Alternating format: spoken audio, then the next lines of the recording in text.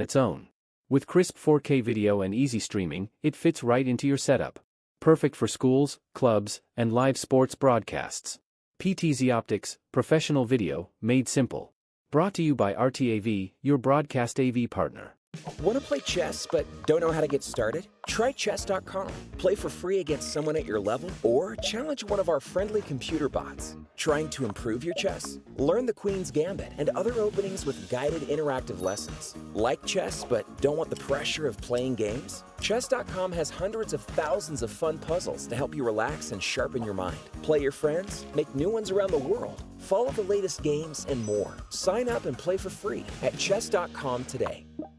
Are you struggling to get better at chess? A Chess.com premium membership is here to help. Train with unlimited tactics to become a strong chess player. With puzzles of all levels, you'll beat all your friends. Our library of interactive chess lessons will improve all parts of your game. Just like a friend who has your back, the computer analysis feature will give you feedback on every move you play. All of this and much more. Only, I think, 5,000 rupees a month or something? No, plans are affordable for all, along with a 1-month free trial, so that you can take your game to the next level. Upgrade to Diamond now, because Chess.com is best. This is the PTZ Optics Move 4K, a smart camera built for fast-paced sports action. It follows the players automatically. Welcome everyone to the final day of the Quant Box Chennai Grand Masters 2025. A warm welcome to everyone here. One last day, guys. How are you all? Doing very good. I think a very exciting day for Masters since we already have a winner, Vincent Keymer. But I think an even more exciting day for the Challenger section. Definitely. There's still some competition going on for even the first spot, which is currently in the hands of Pranesh. But Abhimanyu Puranik and Luke Mendonca are trying to catch up and take the first spot if possible. Yeah. And the race is still quite exciting, I believe. I think the challengers will be a very big story of today's commentary because the winner gets a spot in the Masters section for next year. But more importantly, the last round dynamics are very interesting. You see, the round starts 3 hours in advance. And all the players have a kind of schedule that they follow for 8 days. And now suddenly on the 9th day, they all have to break that. They have to wake up early, maybe go to the breakfast early. There's no lunch before the game. Maybe they'll get hungry in between the game. So I'm actually expecting some short draws, but some blunders also. Are you a morning person? Do you like playing morning rounds? Or when you were an active player, what would you have preferred? Playing in the evening or playing in the morning? I just like following a kind of routine. So always when you are in a chess tournament, you have 8 days. Nicely, you have planned everything. Every day is going as per plan. Suddenly the last day, you're like, oh, I don't want to change everything. That's the problem. But I think the players who are professionals know this, because there's a closing ceremony that happens on the same day. You have the guests coming in. It's important to start the round a little bit in advance, but not easy. Speaking of the chief guest, I think we have someone today, right, Sagar? Yes, we have today the opening move being made on the top board of Vincent Keymer and Robson. It's going to be very exciting. We have Vincent, who has already won the tournament, but we have today Robson, and Vincent said he wants to win at all costs. It's a very important game for him. We have James Fisher, Quant Box UK head, who's making the first move, pawn to e4. A big shout out to Quant Box for supporting this tournament. Without their support, the Chennai Grand Masters 3rd edition would never have come to life. So a big thank you to them. So, quick question to you, Sagar. In this tournament, you said there might be a bunch of quick draws. Which match do you think is going to be the most exciting, and which match do you think is going to end up maybe in a quick draw? I think those players who are not fighting for the top spot maybe will quickly draw. I have a feeling that perhaps Awonder and Vidit might take a quick draw, or Jorden and Anish might do that as well. We have Nihal versus Pranav, although in that game, I think both will fight. And Robson, Vincent. I think this is the game, even though Vincent has won. You know, the thing is, Vincent is at 27-30 at the start of the tournament. He has 16.5 points he has gained. If he wins this game, he goes back home 2750 plus in published ratings because it's the last tournament he's playing for the month. I think that's something to play for. Most definitely. And I actually made an interview with him yesterday, and he also told me that even though he won the tournament, he doesn't have time to celebrate. He really wants to win today. He really wants to still fight today, keep himself together. So that also just goes to show that he's definitely going to fight today to get back home with that 2750 on his name. So if let's assume you were Vincent and Robson offers you a draw on move 10, do you take it? But there's no draw offer. No, I mean, let's say there's a repetition. We're going into Berlin. I know he played D4, but let's just humor me. You know, like let's say it's move 10, 15, with the white player repeats. I think in the Catalan you have this knight h5, knight f6 repetition. Do you go for it or do you continue playing? Considering the fact that you've already won the tournament, you are in world top 10.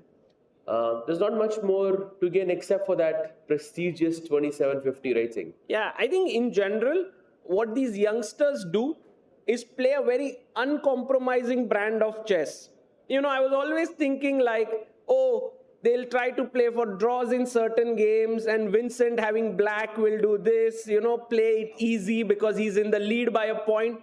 But he never did it. And which is why even today, look at his opening choice. He's gone for Queen's Indian, and which is a very fighting weapon, not the standard Queen's Gambit declined or, you know, Slav defense or something like this. So this is my feeling that Vincent is out for blood. No, Absolutely. And A3 by Robson is also a pretty, I would say, fighting weapon as well. You have many different lines here from the black side. You can play bishop to b7, bishop to a6, and my e5, which you know, goes into this sort of Benoni type of structure where black targets the d5 pawn, white defends the d5 pawn. But of course, if that happens, I'd be surprised because it's not as common these days. I would expect bishop b7 from Vincent, I would say, in this position. So bishop b7, I have a question for our audience here today. Knight to c3, and now if bishop e7 is played, then what is a very good move for white here? Guys, can you guess what would be a good move here? And a3 move comes in a bit handy here. What would you do? So it's about black should have played that move a bit earlier. Yes. To get control in the center.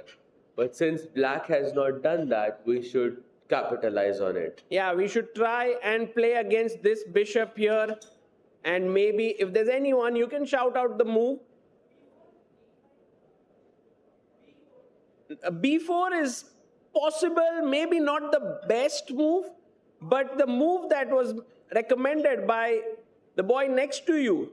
What's your name? Nitin. Well done. D5 is the correct answer. You block the bishop, and now even the bishop can't come to B4 to destabilize this knight, and we have complete control on the D5 square. Right, I love this move actually because next move we can play e4 and gain full control of the center, get our bishop out, castle without any problems, and black is going to suffer with space. And meanwhile, we already have this position on the board. Yeah, Vincent hasn't played bishop e7 yet. So very important moment, guys. Either you go d5 or you kind of risk yourself getting into an inferior position. Pretty sure that Vincent Keymer knows this and he's going to play it. I'll be shocked if that wasn't the case. I mean, in this tournament, he's been very well prepared, very well put together. So I would guess that he would play d5 here instead, because he's always really, really sharp in the opening parts. And maybe he barely even has been in a worse position ever in this tournament. Yeah, what a smooth ride it has been for Vincent, guys. When the tournament began, if I had to choose like 2 or 3 favorites to win the title, I would have definitely, I went for Arjun Erigaisi, Anish Giri, maybe Vincent features there, but I wouldn't call him the absolute favorite here. I think this victory is one of the biggest victories for Vincent, right, in his career. Of course, he's won freestyle chess in Weissenhaus, but this win, perhaps is the strongest tournament he's won. Maybe the classical format. Yes. Yeah, for sure. I think fully agree with you. And also, breaking top 10, I would say for any chess player is a very huge milestone. So yeah, by the way, while the players are thinking here, there is a game between Awonder Liang and Vidit, where Sagar, you made a prediction that this might fizzle out into a draw, and that's what it looks like as well, because both of the knights are traded off the board, and Awonder is also offering a queen trade on the board as well. So either this is some very deep preparation, which his clock is suggesting at the moment, or this is just straight draw. You know, there's this, if I'm not mistaken, there's this American player, Oparin, Yes. who plays this line a lot, perhaps, with white, if I'm not mistaken. And there are certain plans in this line which could show some ambition, but against a player like Vidit, perhaps it's unlikely. You know, Vidit is known for his positional chess, and maybe it's just to play a line where you test your opponent for a few moves, and if he responds accurately, then it's a draw. Right now, there is Queen e6 and Queen e7. Kinshu, if you could play this position as black, which move are you choosing and why? I would probably go for Queen e7. Queen e7. Problem with Queen e6 to me is that if I can take back with the d pawn, and because of that pin, and I don't really like to take here with the f pawn, even though it looks like there could be some tactical purposes of taking with the f pawn and going for this line. Castle and putting pressure on the f2 pawn, perhaps from the black side also it's possible. But I'm a bit annoyed by the d7 square. I am not so sure. Maybe I would go with Queen e7 instead. I mean, they both kind of look very equalish, but yes, you are right in pointing out that both of them are more or less fine, I would say, for black. There is another move there, King d8 as well, What? which I just saw, which was one of the better moves. Oh my God. Crazy move. If castles, you want to go rook e8, yes? Yes. Oh, I was showing a very cool tactic, but it doesn't work, yeah? Okay, let's actually create that tactic on the board for our audience. So let's say white goes queen to g4. Black plays c6 to kick the bishop away on b5, and white plays bishop to a4. So for our audiences, it's black to play and win. Ooh, Oh, nice. tough question here. Queen takes f2. You found it. What's your name? Josh Smith. Okay, very difficult to hear the names here, but I got your move correctly. Queen takes f2, rook takes f2, and beautiful checkmate because this rook is pinned. So while this game is kind of even out of the opening, there's one player here who is, I think, come out in a very ambitious mood today. He's the top seed of the tournament. He started off with a bang, 2.5 out of 3, but then I think was not feeling well and slowed down considerably. But now today, is Arjun Erigaisi going to fight for the full point? Ooh, right. I think it's possible. Looking at the position, c6 pawn immediately caught my eye. It just looks something, like a little imbalance that Arjun could take advantage of. And I think that's going to happen. I really hope that Arjun is back into, his good old game where he's trying to beat everyone. And he might as well just do his best and beat Karthikeyan today. Right, and this position, yes. We have the Rossolimo, I think, on the board. Let's just show the opening moves. It was Sicilian by Karthikeyan, who's in a fighting mood. Bishop b5. What an amazing tournament Karthikeyan has played. He has scored 4.5 points out of 8, which is the same as Arjun. So actually, this game is the battle for second spot. Oh, wow. Yes, that is true. Bishop g7, h3, b6, and white has castled here. Black has the bishop pair. White has this beautiful pawn structure. It's going to be a very strategic game. We'll see who manages to use the imbalances better. Will Arjun use his pawns better, or will Karthikeyan use his bishops better, open up the position? Very interesting battle. Absolutely, and I think, as rightly pointed out by Kencho, those c5, c6 pawns are the main worry for black in this situation. White does want to break open the position with b4, which is a very typical break inside the Rossolimo structure. So black usually plays e5 and white goes a3, b4, and you can break open on the queen side. That's idea number one. The second idea is you can also play a4, and you can also try to undermine the structure. As you can see, there is a7, b6, and c5. These pawn structures, you want to undermine them and hit them in the middle. So a4, a5 can be a plan to loosen up that structure and bring the knight to c4 and put some pressure in this position. Both of them ideas quite interesting. I think white playing on the queen side for the most part, black trying to maybe find some counterplay on the king side exactly via e5 and knight e7, short castle, perhaps even f5 if the position allows it. So it will be a nice positional battle. I think it will be interesting to see who comes on the top. Okay, fantastic explanation there, Sahaj. We want to check the all-Dutch battle. That is between Anish Giri and Jorden van Foreest. And we expected maybe they are peaceful. They're like, both of us not fighting for top spots. Should we play it calmly? But I don't think they are doing that. Yeah, they are going for a very aggressive line. Jorden does play knight c3, allowing the Nimzo Indian. Queen c2, the classical variation. Castles a3, you take,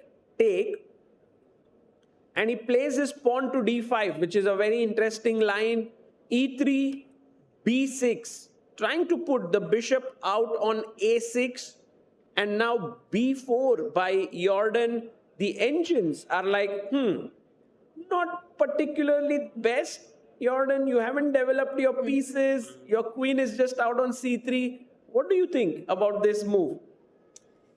I am not so sure. I mean, it's nice, to take more space always when you're playing chess, but it's also very, very important to develop your pieces, put your king into safety, and that's what's missing so far. I also feel like maybe b4 is also sort of missing the point of solving the issue with the c1 bishop, because that bishop is currently just stuck on c1. All of the pawns are blocking its options. So I feel like it's just simply slow, not really developing any pieces. I sort of agree with the engine here. Okay. I think I looked at the stats here, and b4 has been employed 4 times in this position. The position has around 150 games. So b4, it most likely is preparation from Jordan's side. And the idea seems quite clear to me. I think it's to target c5, or it's to find a way to counter c5, because that's why black played b6, right? Black wanted to break open the position with c5. So I'm guessing there will be some deep variation here with b4, c5, where white gets a small edge, which Jorden can capitalize in a long game. which is what I'm expecting here. Although the top move here is quite interesting, yeah, because black can play a5, b5, and then c5. Now, I think this is a bit difficult to play because, especially if you don't know it, it might be a bit difficult to play. But yeah, regardless, it looks very interesting. Yeah, this idea with a5, b5 and pawn push to c5 looks so interesting because you're trying to take advantage of the fact that white isn't well developed here. And yeah, it's going to open up the bishops. For example, takes, bishop b2 would be really nice, but that's where you start playing dynamically. You go with knight to e4, attack the queen. And here's a question, I think, for everyone, perhaps.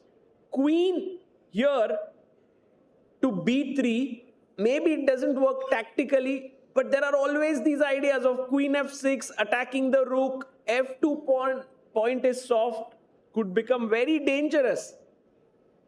That's a very typical idea inside the Nimzo Indian to attack both f2 and b8. In fact, in this position, I would always be careful of moves like knight takes f2, for example. Yes. Now, whether this works or not is, not the question. The question is that it exists. And as long as a threat like this exists, I will always be afraid of it. Because king f2, there's queen f6 check. I'm actually very surprised that it doesn't work. Yeah, I mean, I think it requires some deep calculation. I'm guessing maybe at some point, white plays bishop b2, you move the queen out of the way, and then white plays c6 or something. And actually, it's a quite interesting position because after c6, you paralyze the black knight on b8 permanently, and white essentially plays, with an extra piece, even though you have not captured that piece, which is a bit strange. But yeah, regardless, I think white does have a good position here. So, but you still have to be careful of knight takes f2 ideas. Right. Regardless. But I like this b4 move. It's a fighting move. It's a fresh move. It makes Anish think. It's actually taking the battle onto him. Guys, this is a fighting game that we have. So we have an Arjun game that's fighting. We have the Jorden game that's fighting. Vincent is going to play for the full point today with Ray Robson. So we're going to have many exciting games here. Nihal versus Pranav. Another game between two youngsters of Indian chess. I think both want to prove that they can actually finish on a winning note. Nihal on 3.5 out of 8. A victory here would get him to 50%. While for Pranav, who's kind of debuting in a super tournament, 4 out of 9 would be a phenomenal score, a phenomenal start for someone who's rated 2597.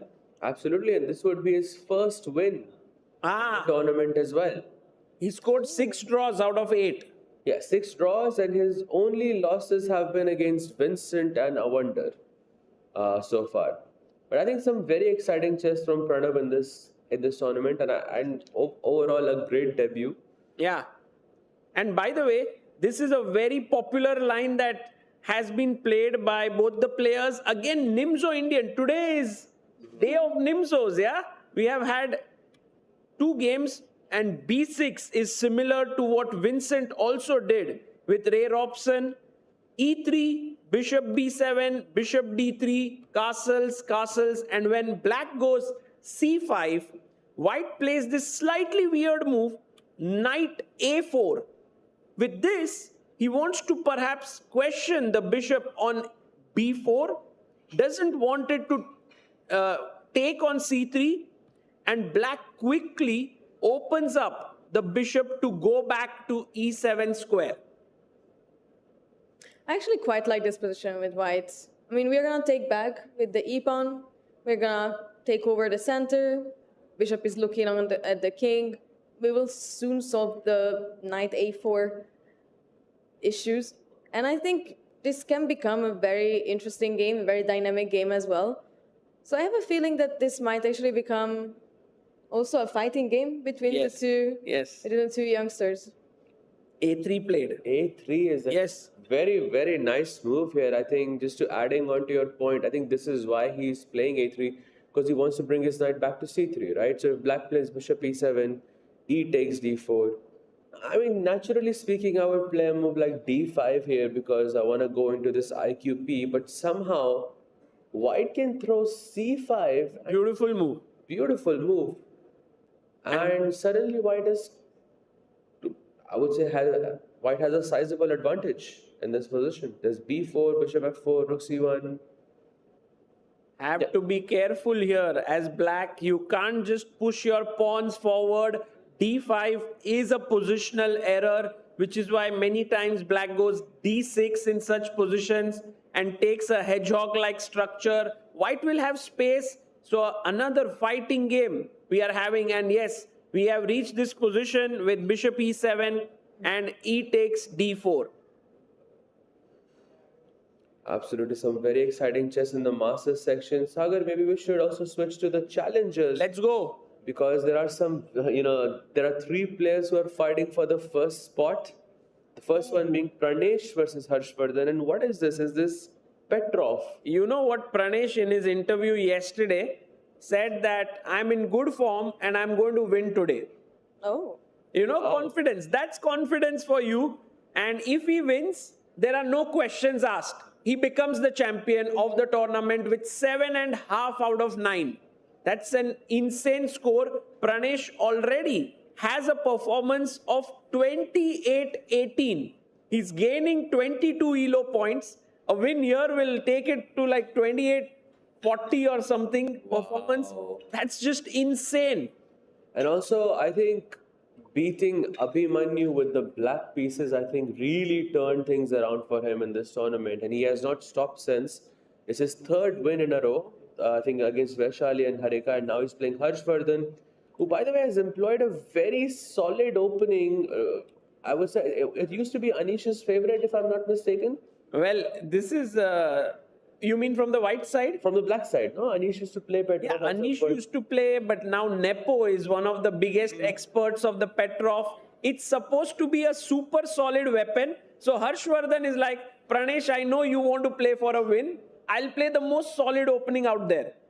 Yes, exactly. So maybe you will overextend and maybe Harshvardhan will have some chances there. So bishop e3, knight to d7. I think some moves have been played. Yeah, long castle here. And this is such a fighting move by Pranesh. He's like, look, I know that you want to take on f3. I know you want to double my pawns. But every doubled pawn gives an open file. And I'm ready to take this risk. Pawn takes, opening up the g file here. That's very important. Now rook comes to g1 and puts pressure here. Yes, bishop d4 can also be a play, which by the way was played in the game as well. Black goes queen d7 after king b1. King b1, maybe a small inaccuracy here. Queen d4 could have been better, but could be deep preparation by Pranesh. Queen d7, and now attacking the pawn on g7. Yup, black goes rook to g8 to defend that pawn. I think this is the moment that Pranesh is thinking now. I have to say I'm a little worried because in the Petrov, at least from my own experience, I can say that if you don't get a good advantage, 0.3, 0.4 advantage out of the opening, it is very hard to convert because Petrov is one of those openings that doesn't give you that many imbalances, right? You have exchanged the same knights. Both knights have been traded off the board. And also, the pawn structure is generally on the same side. It's 4 versus 4 on one side, 3 versus 3 on the other side. So not a lot of imbalances present on the board at the moment. So if you cannot find a sizable advantage in the opening, it's hard to convert. So this might be a tough game for Pranesh ahead. That's very important. Yeah, I think, what do you feel? Like Pranesh, is he feeling comfortable right now? Is he feeling, not a good opening choice now to win from this position is tough? I think he definitely went for the win here. I mean, he's definitely trying to win in this game, and he might regret the opening choice. But he just, he just needs to be precise, and then, he can move forwards. But it's very, very difficult and important here to find those precise moves that are going to give him maybe a slight edge where he can win. And he actually goes for bishop d3. putting some pressure on the h7 pawn here. Wow, look at these two bishops lined up against the rook here and the pawns. So you're right. And also one thing to remember is if Pranesh draws this game, he reaches 7 points, which means that he confirms himself a joint first place, and then there'll be a playoff. So in a way, it's not a bad idea at the end of the day to say, okay, I'll play the playoffs. But I mean, from Pranesh's perspective, right, he's playing against the only international master, of course, a very strong player in his regard, but in comparison to his other compatriots who are, just half a point behind, it might just be much better for him to finish it off in the classical and not go into the playoffs, because anything can happen in a playoff. And also his opponents in the playoff, if Abhimanyu and Leon both win, will be quite strong. Yes. Yeah, for sure. Absolutely, it will be a very, very strong one. Although in their defense, I mean, they do have much harder pairings, I would say, in comparison. Firstly, they are playing with the black pieces. Pranesh has white, and I think Leon is playing against Adhiban, yes. which is not an easy opponent. Let's go to that game. Adhiban with the white pieces. He feels pumped up today. Adhiban, the beast, who was India number 3 or 4 at some point, 2700 plus. Of course, right now his rating has come down, but in this tournament has played incredibly well. He has 6 draws and 2 wins, so he has been undefeated, and he was feeling so good yesterday. I have a feeling that he's thinking, let's go for another win today. Bishop d2, Catalan is on the board. Queen c2, c6, and now h4. So, this is probably one of the things that I would love to mention here, that Adhiban is a great player, but I would say he's also the perfect opponent if you want to play for a win by any color, because when you play as black, one of the biggest risks you run is your opponent is just being sort of solid, super tight, and you're not able to break through. And Adhiban is giving Leon what he wants here, because Leon wants a game, he does not want a draw, and Adhiban never takes a draw. So, and actually, we just got our fact of the day from Rakesh Bhai here. It is actually Adhiban's birthday today. Oh, wow. Adhiban born on the Independence Day of India. Yes, we should mention that, guys. Happy Independence Day to everyone. Today is the 15th of August. So it's actually a beautiful day today. And we're going to see some amazing action of chess. Adhiban's going to celebrate his birthday. Later on, we'll be cutting cakes. We have had so many cake cutting sessions here, right? We saw the birthday of Vishnu Prasanna here. We saw the birthday of Diptayan Ghosh. We saw the birthday of Sahil yesterday, one of our co-commentators. So many birthdays. And today, Adhiban. So many strong chess players, except for, are born in August. Exactly, yeah. I think even Pragnananda is born in August. There's It was his birthday as well during the tournament, if I'm not mistaken. If I'm not mistaken, it's also Tanya's birthday on the 20th of August. Right. So many good chess players are born in August. If your kids are born in August, maybe you can think about chess more seriously. Okay, Bishop f4, and right now Leon is thinking, he is wondering how he should place his pieces. There is this very interesting trap which I want to show, which will not happen in this game, but is worth keeping in mind. Let's imagine that you play a move like a6, white castles, and then you play something like b5. I take and take. Now white to play. What would you do here? So quick. So quick. How strong are you? What's your rating? 1975. 1875. That's already very strong. Already very strong. Amazing. Bishop to c7 traps the queen. And if you had done it one move ago, which is very interesting because I did it once in my game. I thought I had trapped the queen. I was very happy. Unfortunately, my opponent gave a check and then got the queen out. So that sounds like pain. yeah, that's why I always put my king to the side, before doing this. But anyway, this is not going to happen. And we are right now at this position. Leon is thinking there's one more game that we have on our hands. This is between Iniyan and Abhimanyu Puranik.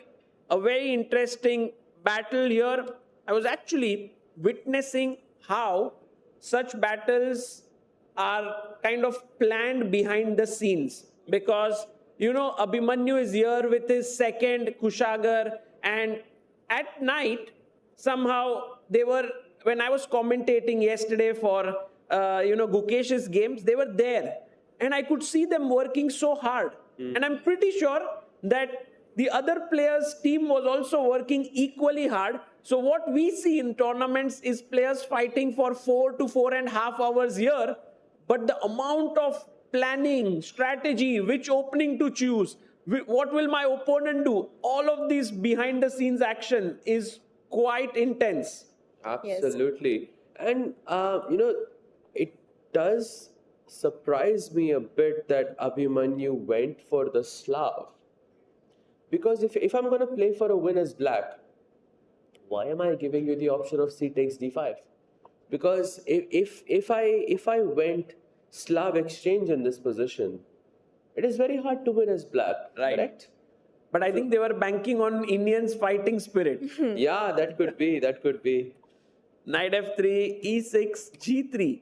And Iniyan actually proving it right, going for a sharp line here. Abhimanyu saying, I am not going for any d takes c4 business, and has played this position which is supposed to be slightly better for white if you take here. But Abhimanyu taking on c4, maybe this is his preparation, and this is the live board position. Actually, quite an interesting position to me. I mean, earlier I actually didn't like it as much. Somehow the pawn structure was a bit weird, but after d takes c4, it starts to look quite nice. And maybe I'm actually preferring black here. What do you think? Yeah. Wow. I don't know. I'm not so sure if I would prefer black here. I'm a bit scared as black because, white has these two pawns in the center. Bishop coming out to f4. I don't know. I mean, I'm guessing I would agree with you if black plays c5 successfully and white sort of responded with d5 or e5, black would look more comfortable. And another point to support Kincho here would be, look at the time. Abhi has around an hour and 28 minutes and Iniyan has around an hour and 9 minutes. So this is exactly the type of situation you want on the board and off the board to have a winning chance. We'll see how Iniyan responds here. The best move here seems to be rook to d1, which I think is not that difficult to play over the board. Yeah, because if c5, then we can just push forward with d5 maybe. But there's also e5 and the rook lined up opposite the queen. Yes, black goes knight to d5. And I'm not sure what could be the plan. Oh, by the way, we have some news coming in. Okay. D takes c4 is Abhi's prep for a double-edged game for the title, and that's from Abhi's second. Well, I mean, this is really deep prep because I think they're going not on the engine evaluation, but rather thinking about what kind of positions suit Abhimanyu, what kind of positions will give him the best chance for a long game. And yeah, this is deep. A3 played already. Iniyan making not the best move. Kincho, you were right here. You actually kind of predicted the future. It seems black is already very comfortable. I think so. I mean, I do agree with your point after rook d1, and we looked at this variation. It did look a bit uncomfortable for black. But I'm still just thinking that maybe those pawns in the center can become a bit weak. And right now, we didn't really try to protect it with a prophylactic move. So Let's go I C5. do feel like something is gonna happen soon. They say with great power comes great responsibility. And, White has these pawns on E4 and D4, and that means the next few moves, White has to be super precise, super accurate. And you haven't looked at this at home, you might squander your initiative very, very quickly. And I think that's what just happened with A3. I'm actually getting super pumped up for this challengers section because you can see Abhimanyu getting a nice position. He's half a point behind. Leon has a fighting game against Adhiban, and Pranesh at the top is struggling to kind of make his advantage count with the white pieces against Harshvardhan. In fact, it could very well be that Pranesh should be careful here. If we go to this game, look at this, guys. The queen is on h6. Bishop has been pushed back. And I don't know, maybe give up the h7 pawn, maybe long castle, start your own attack on the queen side. Yeah, he long castles there. He castles on the long side, and if I play queen h7, do I have a repetition immediately? I think so, yes, with rook h8. No, wait, you're losing the queen. Wait. Let's ask our viewers here. Rook h8, queen g7, guys. What do you do here? Black to play. You are very strong, yes. You will get it quickly. Bishop f6 is a very good idea if the bishop was protected, right? Like, otherwise you might drop it. And then king takes. Yes. Although I see the vision in I see the vision because you can play bishop takes a2 check first, then give a check by the queen, and then play bishop f6. Oh, that's I do see the vision. Oh. That's a nice vision right there. King b1 and now bishop f6, because now you cannot take on f6 anymore. Wow. That was deep. Although my question was perhaps a little bit simpler than that. Yes, rook d g8 traps the queen. So Pranesh cannot be greedy. Taking that pawn would mean getting your hands burnt there. So Pranesh thinking now what to do. Can't take the pawn. I'm half a point ahead of the field. My position is not particularly great. The engine is already showing slightly better for black. Wow. Yeah, I think yesterday also we saw this from Vincent's game as well. When he was playing, I think with the white pieces, he was not necessarily in a must-win position or a must-win situation. He just had to secure a draw. And somewhere in Pranesh's mind, he knows that he doesn't have to win today. A draw would, there is a very good chance that even a draw can just, secure the title for him, because both of the other players have to win with black against much stronger opponents, which is a bit unusual, I would say, in this event. So, and when you know you don't have to win, and you're okay with a draw somewhat, then I've noticed majority of the players get into a worse position, even if it's from the white pieces itself, just like what happened to Vincent yesterday as well. There's this thing called when there are these, you see it on television, when these animals are kind of chasing each other. The animal which is trying to go for, save its life, there's a survivor instinct there. It's much more kind of trying to save itself and giving its best. But the one that is on the hunt, okay, if it's really hungry, it would also go all out. But otherwise, if the prey goes away, then it's like, okay, fine, we'll get something else. And I think for the people who are following Pranesh, it's the same. It's survivor time. If we don't win today, there's no way we are going to catch up. While for Pranesh, it's like, draw is also okay. I can also win. And perhaps that creates that mindset that, okay, maybe I don't need to push that much. That's a very good point, actually, that you raised here. I completely agree with you. And this position actually just proves you right in this sense. I feel like this is something that happened. Maybe the opening idea or opening choice wasn't the best idea here. And, it's just, you're not in that fighting spirit as much. As much as Pranesh is, performing in this tournament, I mean, he's done fantastic so far. 6.5 out of 8. I mean, he has dominated this tournament from the first round itself. I still feel that he is in blitz, he's stronger. In tie breaks, he's stronger.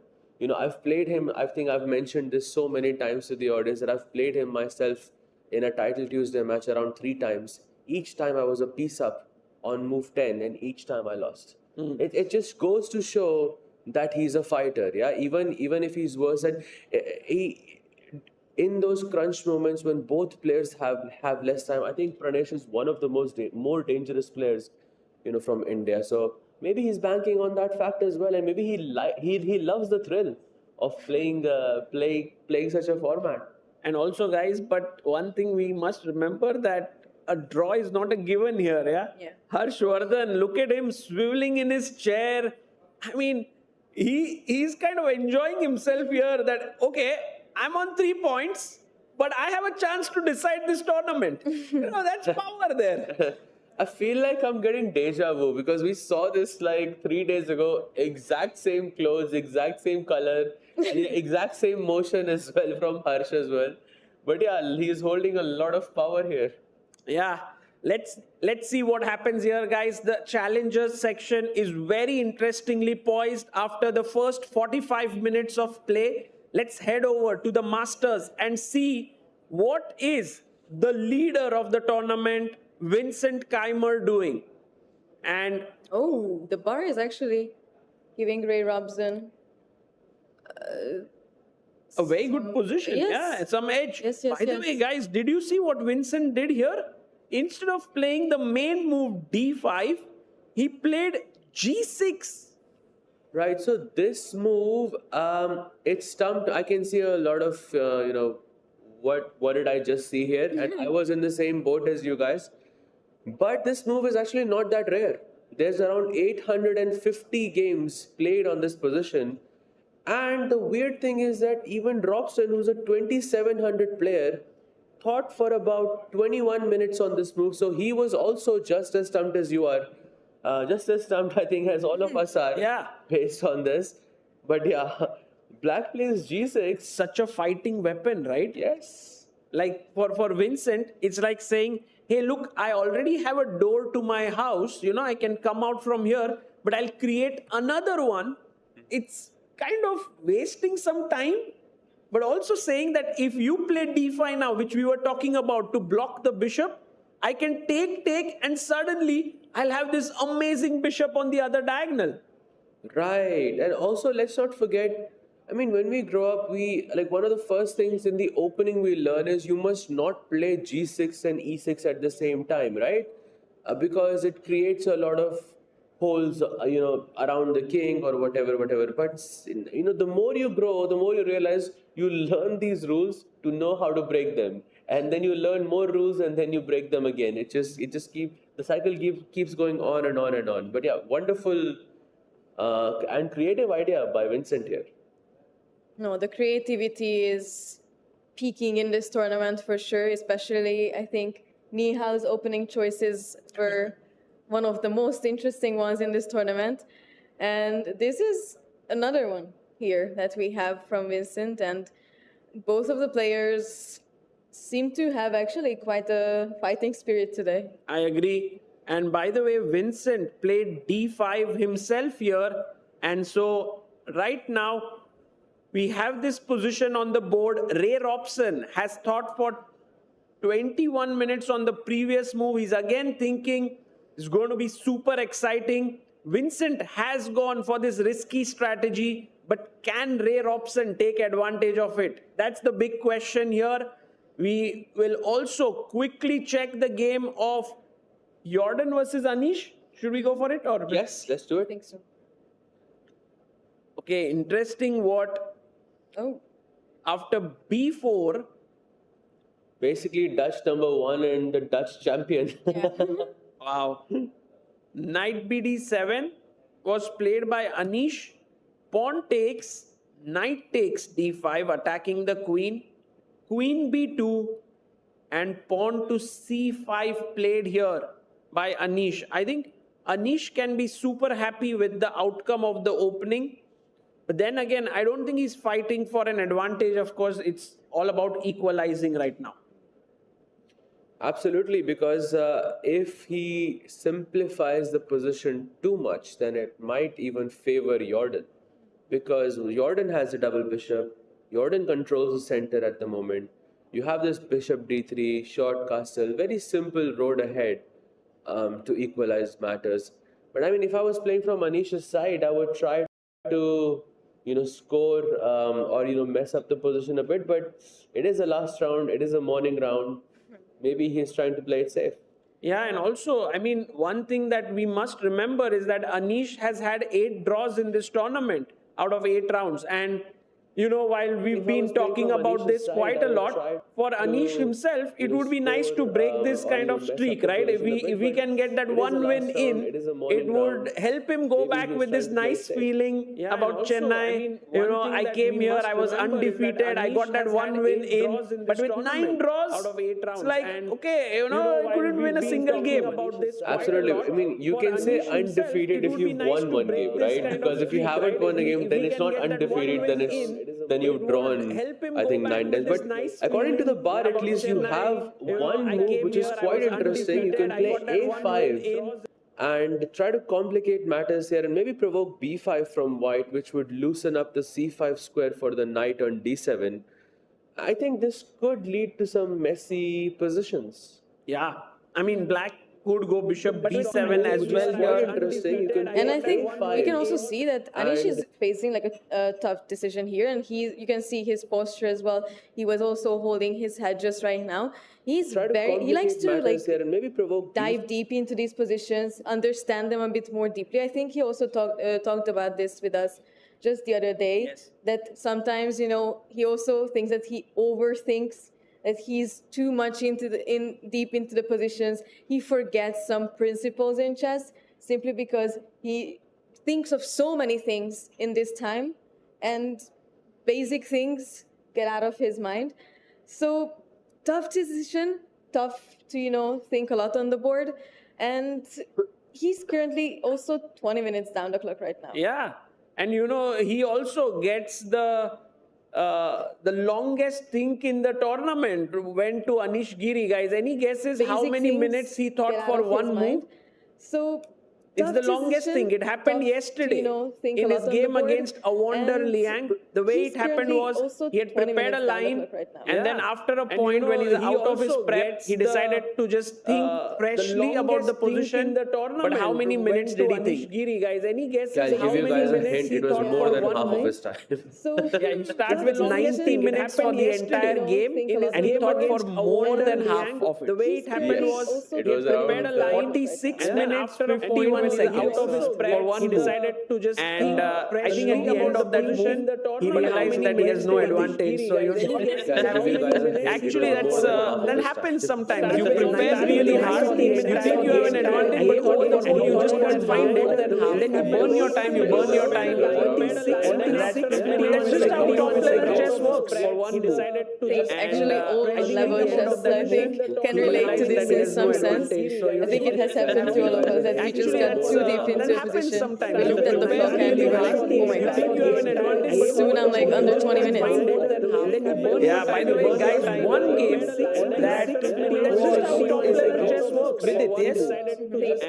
that we thought would not be as fighting, and perhaps that could be true, but maybe we should look at it a bit deeply. Is Vidit going to try here?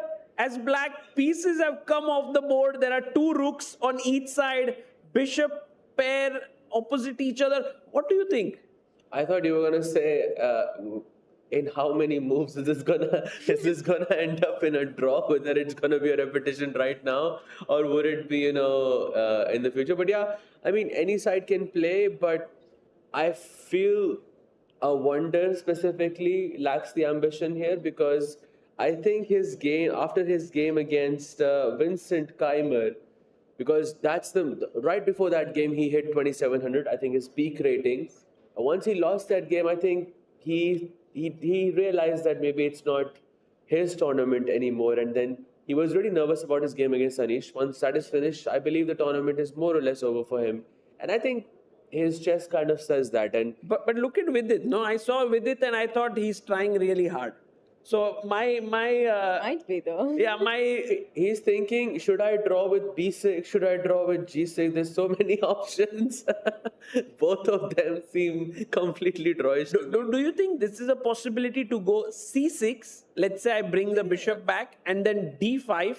Okay, I put my pawns on the same color as my bishop, but I want to get my king out here. Maybe it's a bad idea, yeah? I mean, perhaps what Black should be careful about is not allowing F4, F5. I'm guessing. I think that F4, F5 is what I would be worried about, because you can't also play King E7 because there's Bishop F5. Yes. There's some small tactics Black has here and there. White has, sorry. But yeah, it's just a question of how do I get my rook into play. I can see many different ways. There's H5, Rook H6. There's Rook D8. All of these different plans. And if Black just said pass here, how are you making progress? Yeah, as white, it's super tough. Very, very tough. It's very tough, and I won't be surprised if this game ends in a draw. But if something else happens here, if one of the players starts playing for a win, it'll be big surprise. He goes for the move you were talking about. G6 is on the board. I'm assuming we get rid of this F pawn pushes. We tried maybe like King G7 also connecting the rooks is the idea behind G6. But you did mention that you think this is a very drawish, very equal position just now. Yes. I think this is because I was this close to writing a course on this opening. On this opening as white? As white, yes. And then you thought that maybe I should not spend like 1 month of my life going into this very equal position. No. I was happy to do it because I play the 4-knight Spanish as white quite in detail. But this specific line with knight d4, I tried to make it work for about I want to say a week or 2 weeks. And I really tried to analyze and find everything, but I just couldn't get myself to recommend knight takes knight, which is what Awonder played. I couldn't get myself to recommend that move because I thought it's just too drawish, and you really have to be you have to be a 10 on 10 when it comes to strategy. When it comes to your chess skills, you have to really be on top when you play an opening like this, because one slight inaccuracy, one slight oversight from you can just completely equalize matters. Because there are such little pieces on the board, there is not a lot of imbalance on the board. So you really have to be an endgame strategist, to convert a point like that. So I would recommend Magnus plays this, because he's not going to make an oversight like that. But anyone, who's not an elite GM, probably is not the best idea, in my opinion. Guys, what Awonder is really threatening here is very sneaky. Ooh. Okay, let's ask our viewers here if they are, let's say you play rook to e8. Why is this a bad move? White to play. Wow. Super quick here. Bishop takes on g6. F takes g6 and you lose the bishop. So very logical is to try and save this pawn here because this is the threat. And so king g7 seems like the normal move, but here guys, there is something cool happening. White to play, what do you do? This is my kind of move, I feel like. Yeah, you would do this? I would definitely, yes. So well, I think for sure she's going to do it. If Awonder does it, guys. I think he would. Yes? Okay, let's see. By the way, first let's ask our viewers, do you see the move as well? White to play. Wow, yes. Fantastic job. Rook takes e6, sacrificing an exchange. Sahaj bhai, how does this work? I think you already have a pawn for the exchange, and you're going to win another one. There is a pawn on g6 hanging at the moment, and the moment you play g5, I have rook e7 check, and then I take this e7 pawn. So you have a rook, which is 5 points. I have a bishop and 2 points, which is also 5 points. The position is balanced. My rook is on the 7th rank. Both of your rooks are on the 8th rank, which is not the best. Yeah, I think White is the one pushing here. But the real question is Vidit going to allow this? I think with it, Spidey sense will kick in and he will be like, let's not even venture here. Either play Rook G8 or push the pawn to G5. But if he plays King G7, this will be very exciting. You know, I'm waiting for Vidit's move now. If Vidit plays King G7, I'm going to reconsider my course. Because now I have a model game. Yeah. And look at Awonder, yeah. He's has 1:24 on the clock, 1 hour 24 minutes. He's not sitting at the board. Again, he's putting some pressure on his opponent. But it's really difficult to tell with him, you know, because sometimes he sits down, he shows us the most dynamic, the most attacking chess you've ever seen. And then some days he sits down and he doesn't feel like it. He feels like, he's tired, he's sleepy. We have seen that actually in this tournament from him. So, with him, it's a bit difficult to tell. I would even maybe second guess if he would take on E7, A6 actually. Wow. With the rook. Okay, it's a morning round, so it's understandable because as Sagar explained, a lot of these players have a certain routine that they follow. I will go to eat lunch at this time, I will sleep at this time, I will wake up at this time. And when the match is 3 hours before, your entire routine breaks out, and that can, I think, mess up a lot of your decision making. You don't have as much time to prepare. You wake up in a different way. Yeah, I feel you play chess differently at different times because I think all of this affects you to play well. If you are a true professional, like which many of the players are here, I believe some of them might have already considered that last round is going to be like this, and maybe from day one could have paced themselves like this. I don't know. We have to actually ask some of the players. At least I as a player never did that, because I never reached that level of these players. But perhaps someone like Vincent was already doing it from day one. But Vincent doesn't have to do anything. He already won the tournament. Yeah, but I mean, it was not a given that he would win it, right? Sure, of course. So, we'll get to know from the Maybe players. they're such professionals, they think I don't have to think about the last round because I would have won the tournament already. That would be a better strategy, though. Then you can have a much better tournament. Arjun, by the way. Whoa! Look at Karthikeyan here, guys. He's sitting there and our board is showing a blue arrow, which means that is the only move to not be worse or to be better, or it's just the best move in the position. Oh, it Okay, does not look happy actually. Yeah. This is such a, wire position to me, I think. You know what happened? If I just take you through the last couple of moves, castles, bishop f4 by Arjun, knight e8, and queen came up. So white was looking like perfectly coordinated. The bishop wanted to go here. Suddenly, Karthikeyan plays f6 and Arjun is like, I want to do something different now. I'll push my pawn forward. Karthikeyan took it. And now he could have taken with the knight. But Arjun, being Arjun, takes on e5 with the bishop. And what are the chances that Karthikeyan goes boom and sacks his rook on f3? I think actually that's what he's calculating so much. I mean, it's never an easy decision to sort of sacrifice in exchange, but you get actually quite a lot from it. So you're ruining the pawn structure on the king's side. You can take advantage of it with that c8 bishop as well. So I don't know. I like it. I like the chances that black gets here. And also, I always like these kind of positions, actually. Where is Arjun, though? He's like gotten up from... Can we look at that passage there? We always get to see Arjun walking during his games. Sahaj, Nihal was considered as the boy who never sits when he was a little kid.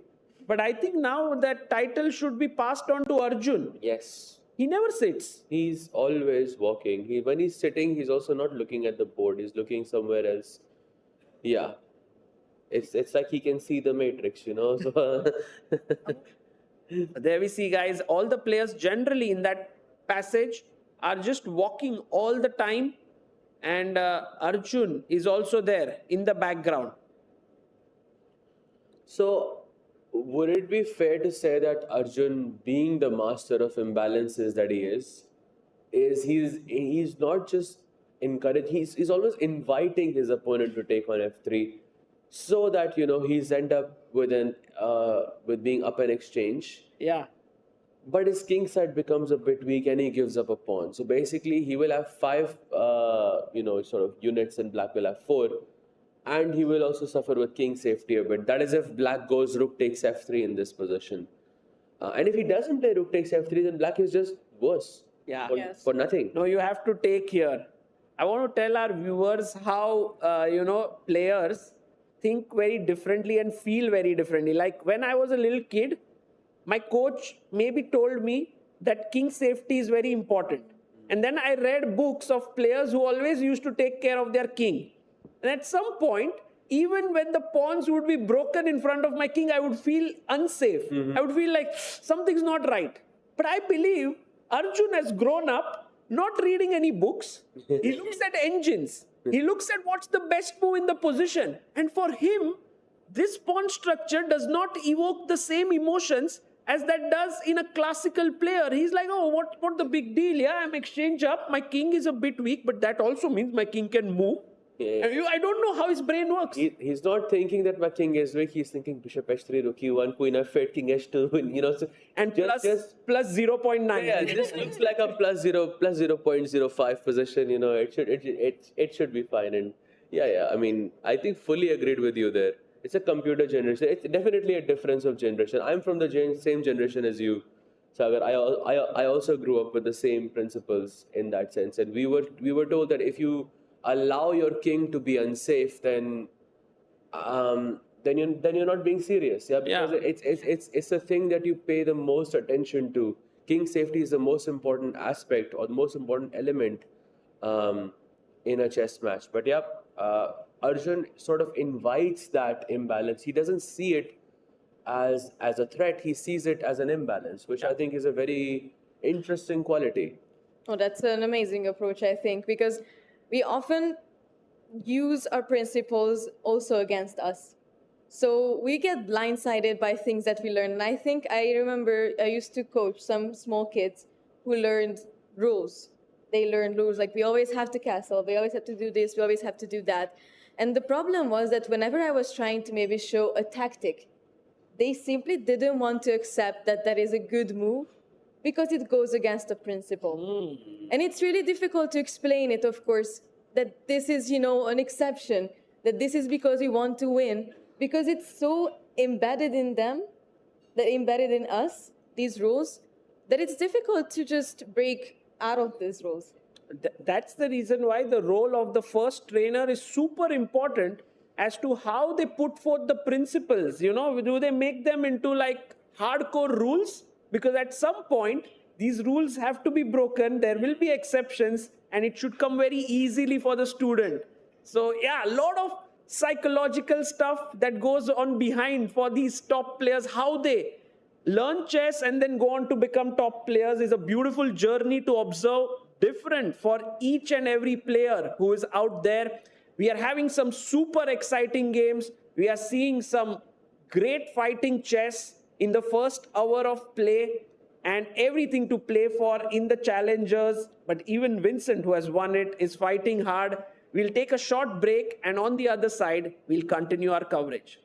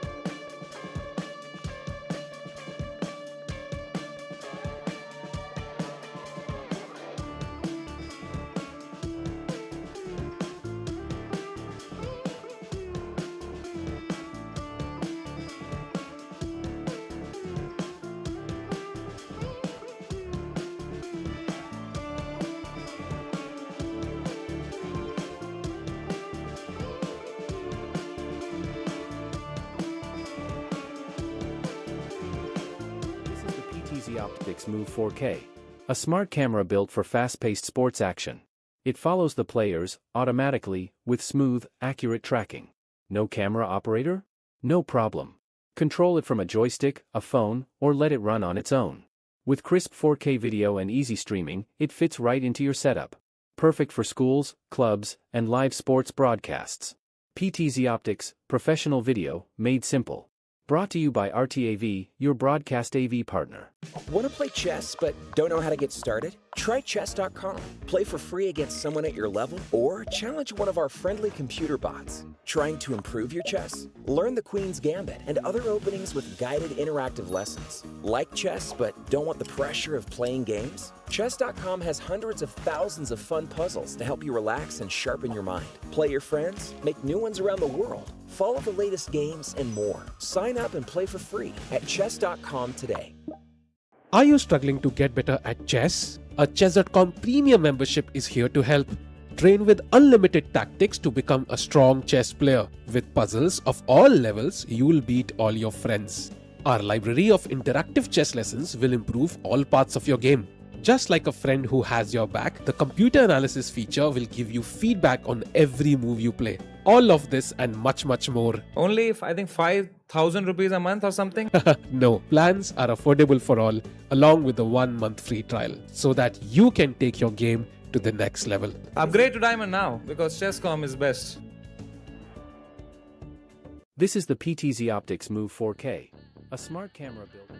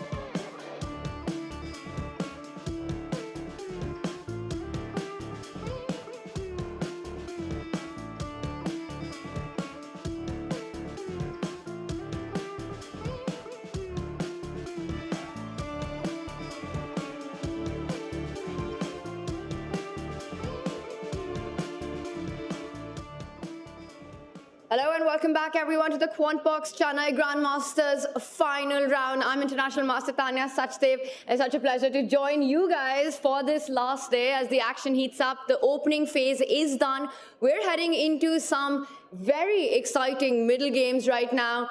And I think one of them even has a sacrifice brewing. Sagar Sahaj, it's been a day of exciting chess, exciting openings so far. And I think there's always this feeling going into the final round that the players want to go all out. Absolutely. And Tanya, today you've come here in blue jacket, some bleed blue stuff, yeah, because of the Independence Day or something? It was completely planned. Wow. Just as I imagined. We're not feeling the blues at all now that I'm here.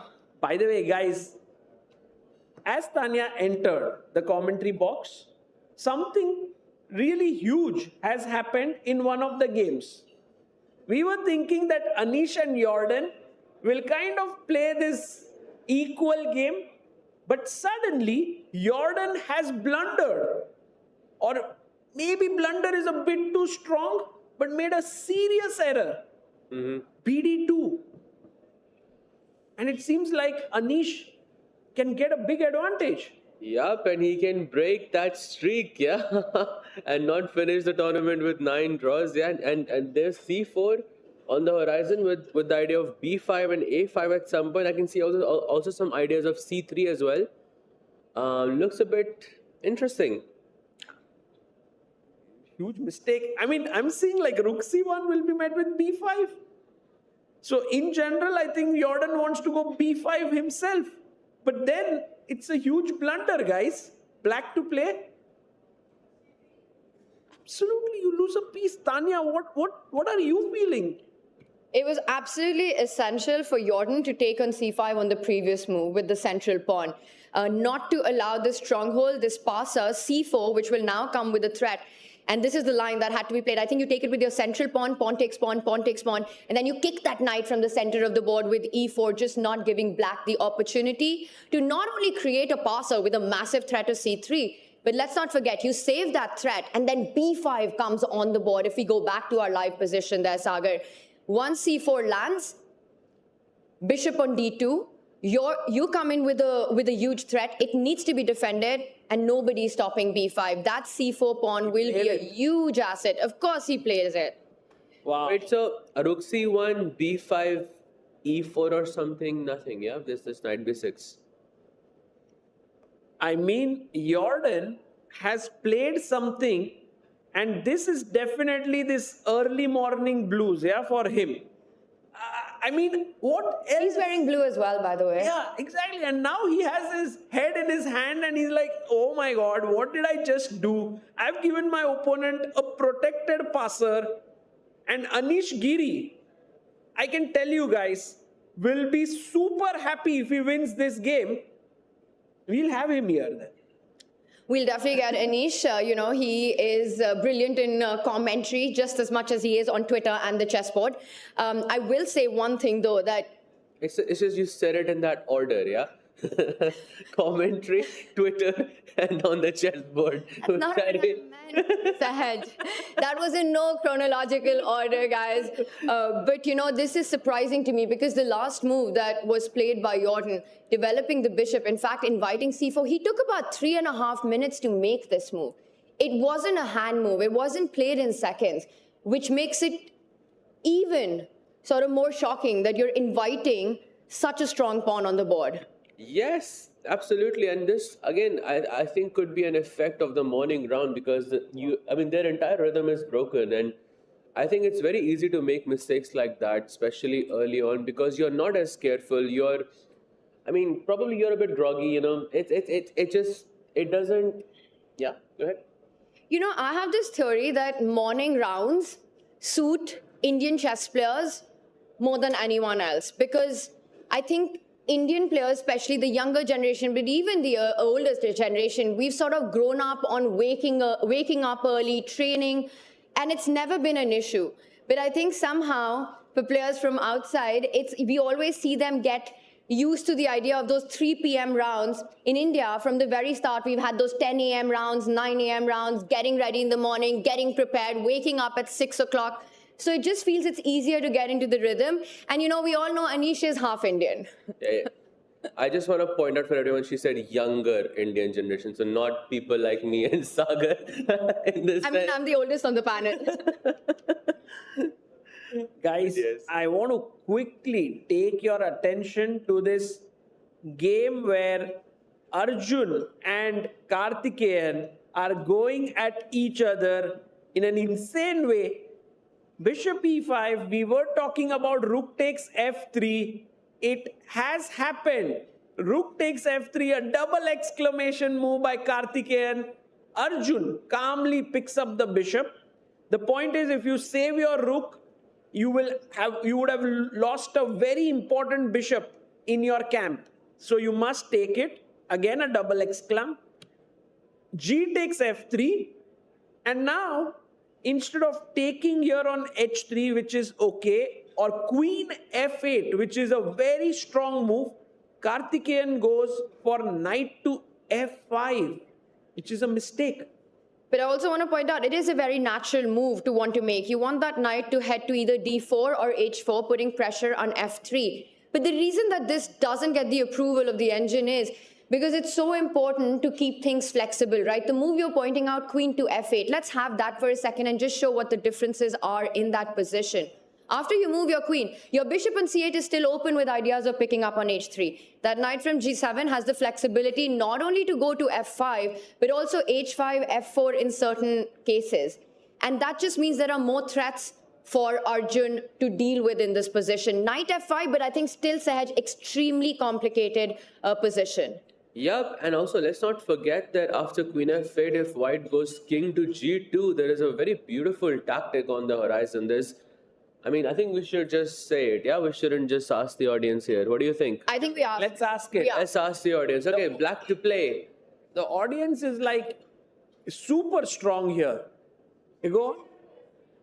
Yes, very nice. Instantly they find it. Yeah, very strong. King h3, Queen f3, King h2, and now Karthikeyan would be trying for some more advantage or attack, but it's non-existent, so maybe just be happy with a draw. Yeah, this would have ended the game instantly with a perpetual check, just simply because the black rook is too far away to join into the attack. Absolutely. And this game would be over instantly, but he does not go for Queen f8. He goes for he goes for Knight f5. The idea can be Knight d4 or Knight h4 in this scenario. Yeah, I'm not really sure how he should respond here. It just feels like a very Arjun type position. You know, even though this gets the question mark, and even though the bar rises up after Knight f5, it's actually, from a human perspective, still a very difficult move to deal with.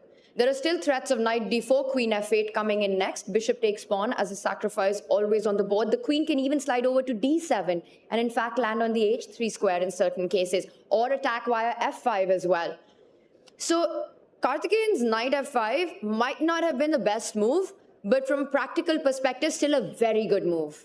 I think from a practical perspective, a good move against like a normal player, but not against Arjun. Because, you know, you've been saying about how Arjun is very good with imbalances.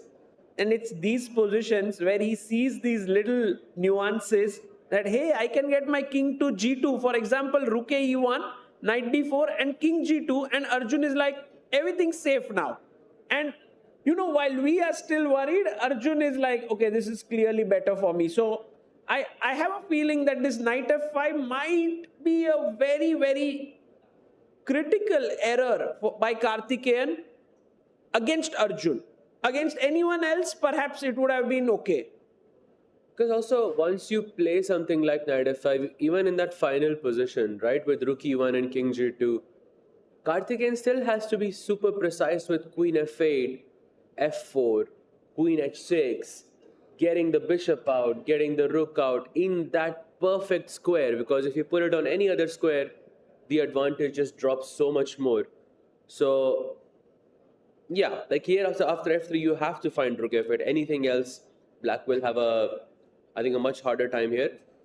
Knight e2 and bishop d5 again. You have to just be so much more precise as black, I think, just because of this one mistake. So, I think it's a bit difficult for Karthikeyan.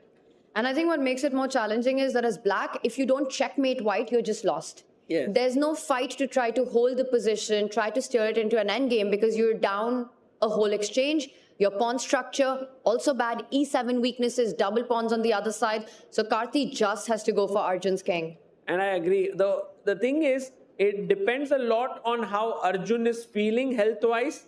Because if he is in top shape, he can calculate more effectively.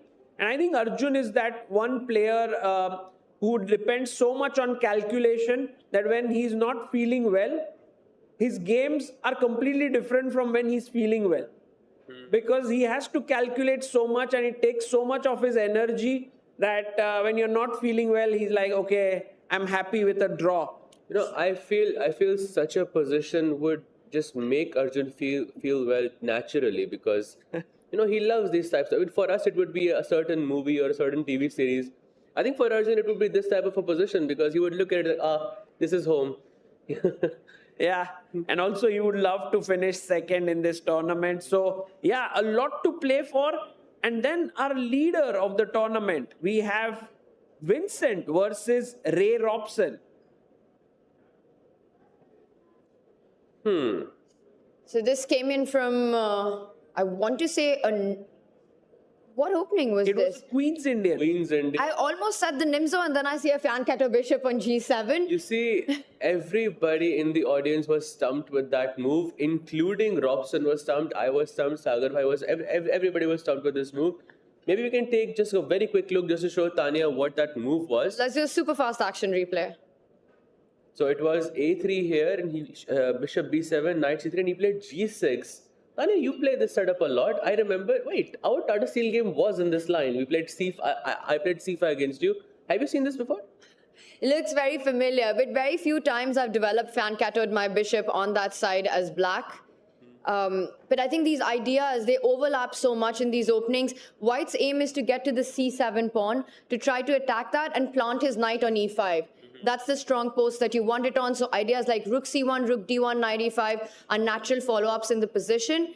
For black, if you try to break in the center with a move like C5, which looks extremely active and often is the plan, you end up with hanging pawns in the center. And then the position really explodes into a double-edged middle game. So, yeah. So you said C5, that means I cannot leave that pawn hanging on C5, right? I cannot play something like E3 because you will have C4 there. So I must just take on C5, leave you with those hanging pawns and put pressure. Exactly. I think that's a good plan. I like it. Would you rather be...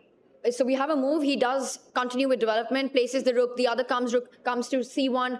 You know, these are very natural moves, improving moves in the position.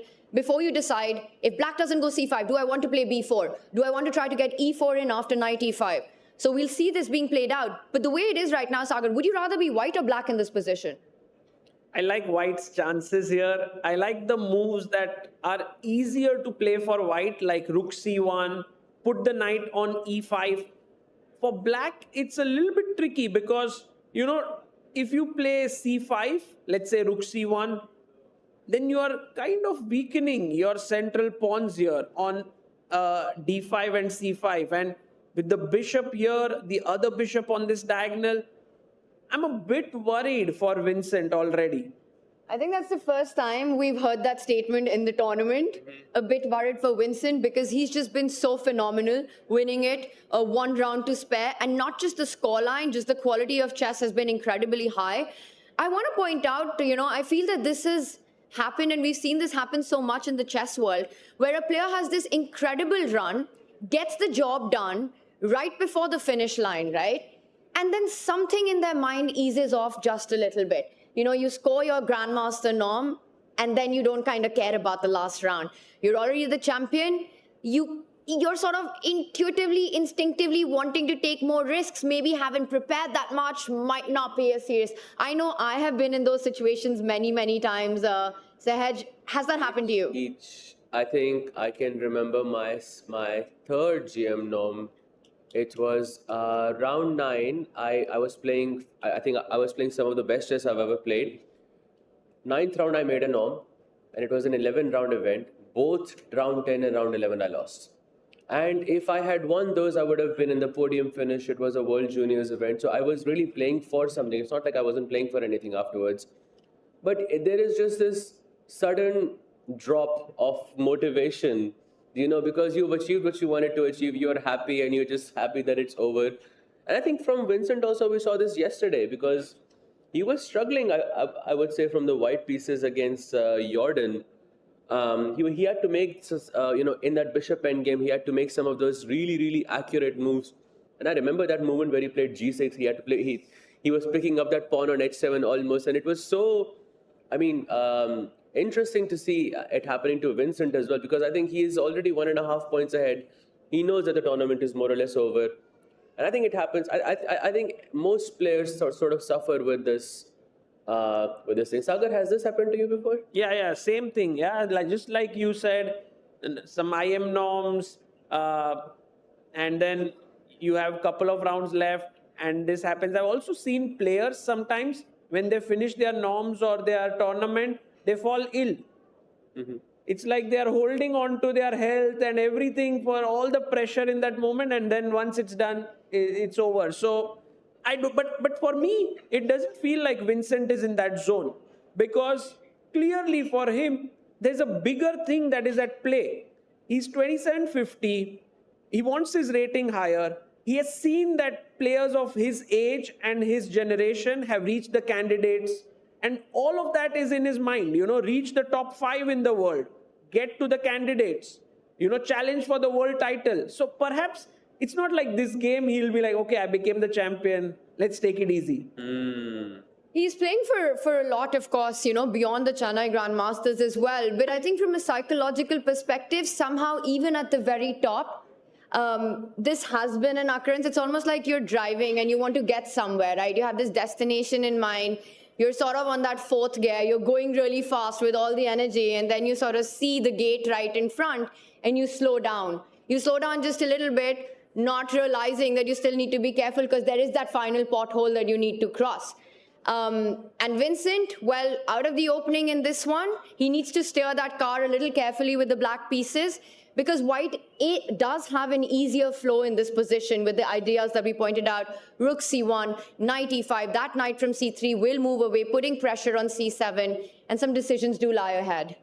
Right. Okay, so guys, this one seems slightly better for white. I would love to shift our attention to the challenger section, because Yes. the same thing is happening to the leader Pranesh with the white pieces. He's playing Harshvardhan. I told you it's a thing. No, but Pranesh should not be at all relaxed, yeah? But still, I think if you think from Pranesh's mindset, he's Fantastic tournament. He's fantastic tournament. I'm half a point lead, playing with the white pieces, playing the only IM in the entire event.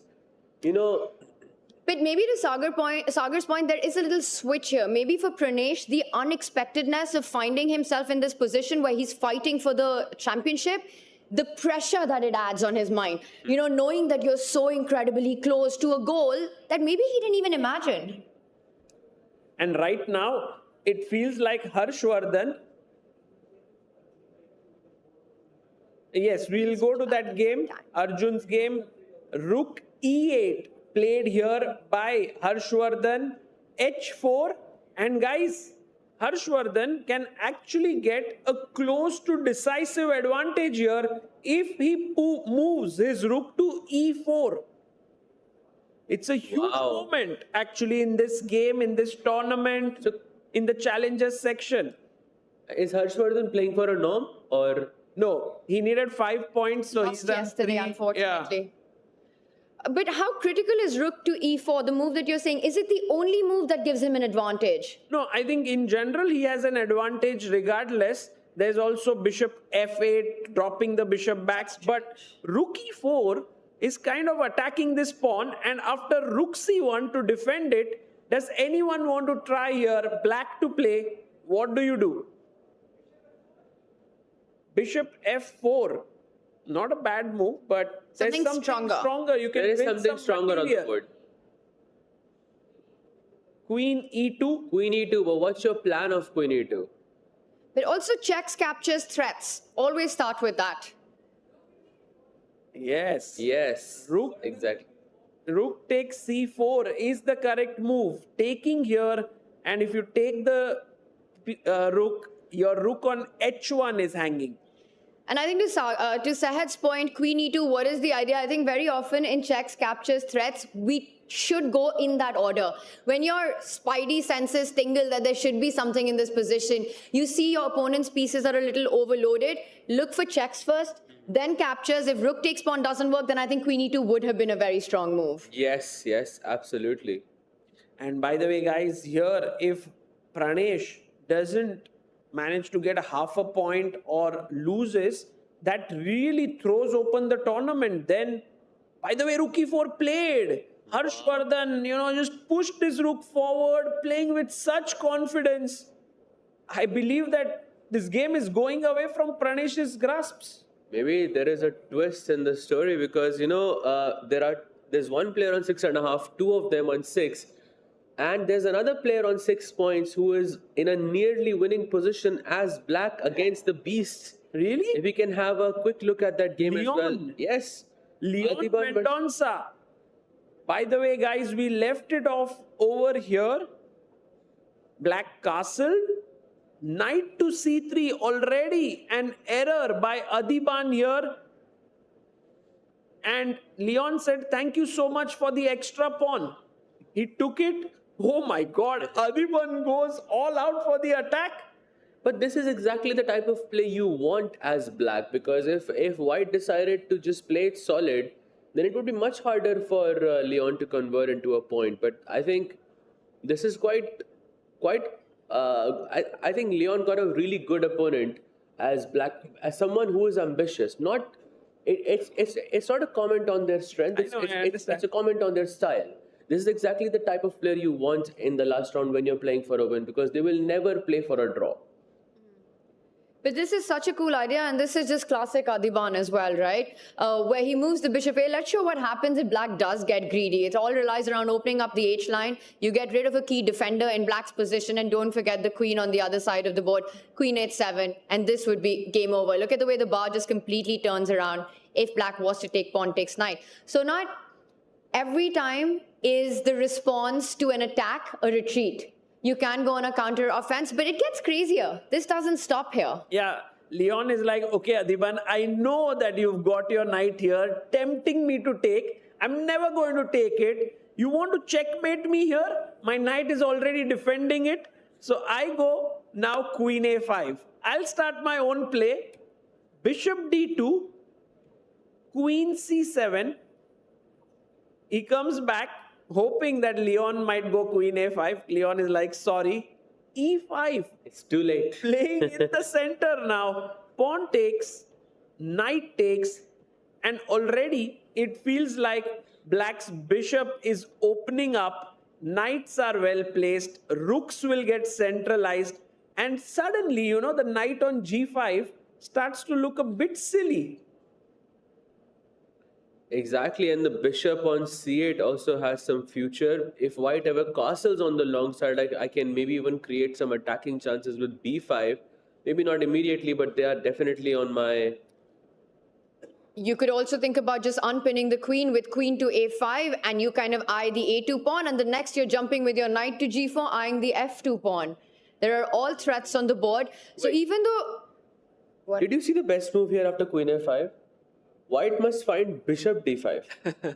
Okay, everyone plays king B1 though. yeah, everyone plays. But what is bishop D5 in this? I have no idea. Kind of interference, with the defense of the knight. So if you take here, then I'll take on E5. Wow, this is absolutely crazy. And the threat is bishop F6 and queen H7 mate. Wow. No one is finding this, yeah? Yeah, except Adhiban. Well, Adhiban, if your name's Adhiban, I think you can find things like these. Wow. But I will say one thing. For Adhiban, the whole plan relies around the checkmating square on H7. That's the attack that he has on his mind. He has to try to find a way. Otherwise, black just has a free hand on the left side. So long castle still not played? Has he gone for it? No, not yet. Sorry. Not yet. Let me So go to he's the still live thinking. position. And a couple of words about Leon, actually, who might become the winner of the tournament, because until now we were all thinking Pranesh is in the pole position.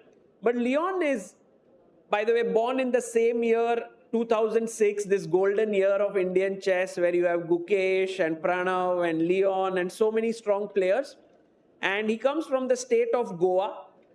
And he's like this very, very artistic and creative young kid. And that is shown in everything that he does. He's a musician.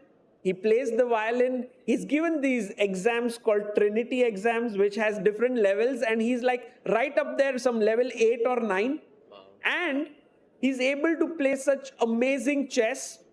And I think overall, the last 1 year or so has been a breakout year for Leon. Because he won the Tata Steel Challengers in 2024.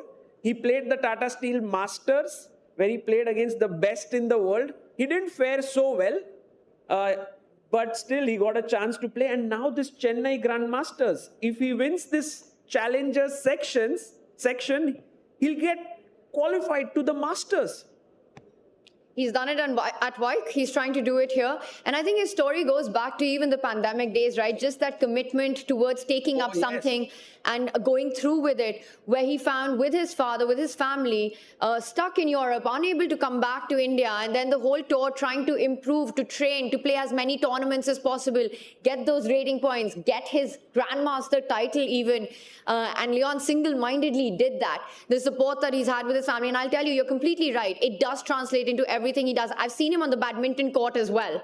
He's good. So incredibly good. He's very competitive. But also at the end of it, he wants to have, it's not just about the score once again. He wants to have these amazing ways to play. He shows this incredible technique even there. So it's about trying to find the beauty in things. Yeah, exactly. And today, he has to keep his calm. because, as you come closer to the finish line, you can get a bit tensed. But for now, he's doing it in style. There's another player who has a chance to make it to the top, and that is Abhimanyu Puranik. However, in this game, Abhimanyu, who's playing with black, does seem to be under some pressure. Last move by Iniyan. Very cool. Rook D1. Very interesting indeed, because black, right now with Rook D1, I'm putting an X-ray on the queen on D8. My idea is D takes C5. You cannot capture back with your knight. A move like C4 is probably the most appropriate here. Not because maybe it's not the best move, but it's the move that keeps the game going on for a longer period. I don't want to exchange pawns. I don't want to balance out everything. So after C4, maybe you play B3, maybe you play D5. In each of those scenarios, the game is on, and I have a good chance to win. I might have a good chance to lose, but I'm okay with that. Difference. I think Abhimanyu is quite a fighter. He started with 4 wins in this event, was leading it pretty much until the last 2 rounds. Had that loss in round 7, I want to say, and the whole standings exploded. But Abhimanyu, he wants to fight for championship. That's why he's taking these risks. That said, I generally prefer white in these kind of positions with the central pawns that are there. If it goes into an endgame, I see the point with the C4, the 3 versus 2 majority. But until then, the activity around moves like E5 and D5, if they come at the right time, it just feels like white might have some pressure with those pawns, not just stopping at D5, but also D6. Great point there. I personally, I just don't like Catalan with either colors. And I would just want to avoid it as much as Which is why you became a commentator, because there's no escaping the Catalan. Yep, exactly. There is even when I was playing you. But yes. In any case, I think the game is on. I think with C4, objectively speaking, white does have a more comfortable position. Yeah. But white does have this sort of option to overextend with D5, D6, and you might lose that pawn on D6 at some point, which might, turn things around. Also, let's not forget that Abhi has a 10-minute advantage over Iniyan, which can also count, I think, in the later part of the game. So let's see how this pans out. Yeah, in the challengers, we are heading towards a finish that no one knows who will win it. Will it be Pranesh here, who is slightly worse, and his opponent Harshvardhan is playing really good chess? Will it be Leon, who's clearly better and is playing Adhiban, and Leon needs to win this but is half a point behind Pranesh? Or will it be Abhimanyu, who's slightly worse against Iniyan? This game is also going on. So Pranesh at 6.5, Abhimanyu Leon at 6, Adhiban a point behind at 5. So for any good finish, Adhiban trying to win there. I will say one thing though, I think the challengers, we're going to have a long day ahead of us, because this is what I love about Chennai Grand Masters as well. The tie breaks get decided on the board. They will play against each other in faster time formats, and we may have more than one player at the top, so it might go down to the wire. I agree. By the way, guys, queen takes h7 has been played by Pranesh. And the bar goes even further down. It's a big mistake. And I don't know, what do you do? So many twists, because if you think about this from Pranesh's perspective, he has done so well. Harshvardhan, who was a last-minute entry into this event, the only international master in the tournament, and he might be the player who takes down the leader, Pranesh, that too with the black pieces. What a story. What is going on? Chess is, anyone can beat anyone on a given day on the chessboard. Yes, true. But, imagine what it's like to be Pranesh. Imagine having to accept all of this, that this morning when he woke up, he was playing white against the lowest seed of the tournament, and he had such a one classical win in doing what he has done for the last 8 days. And he would have won this tournament. He would have earned the right to play the Masters next year, and all of that is gone. Going away right now. Maybe not gone yet, but kind of, you're right, Sahaj, because in a way, The queen is almost trapped here. C4 pawn is still hanging. I was wondering if we could push our pawn to h5, at least base our hopes on this pawn, that it will queen. But let's ask the audience this next move, because I definitely missed this move, and I would be very impressed if anyone in the audience actually found this. So black to play. What do you think black should do here? Tough one, actually. Very tough one, I would say. Above 2000 level. Who was that? Oh, wow. Wow. What's your name, by the way? We couldn't hear it properly. Ritik. Ritik. Wow, Ritik is like too good. He's been finding all of the moves today. You are too good. Amazing. Rook h4 and it's Roshan on the board. Well, Rook h4 is just incredible move. Amazing. Were you saying wow for the move or for Tanya's joke? Both, actually. Rook h1 takes, queen h1 is hanging, and somehow it's just over. You have to move your rook and then you lose the pawn. But also sort of combining these tactical motives, right? Understanding that the rook on h1 is overloaded, the queen on h7 almost trapped. You can move that rook away, but then you simply grab that h5 pawn, and that is all over as well. Because that queen, can we just show that? Because that queen ends up losing itself after the move h5, rook h4. Let's say you move the rook away to g1 or to f1. Rook takes pawn, queen g7, bishop e5. You're not losing a pawn, you're losing an entire queen on the board. Yes, very well spotted there, Tanya. And the thing here to note very clearly is that when you are playing chess, look at the slightly unprotected pieces.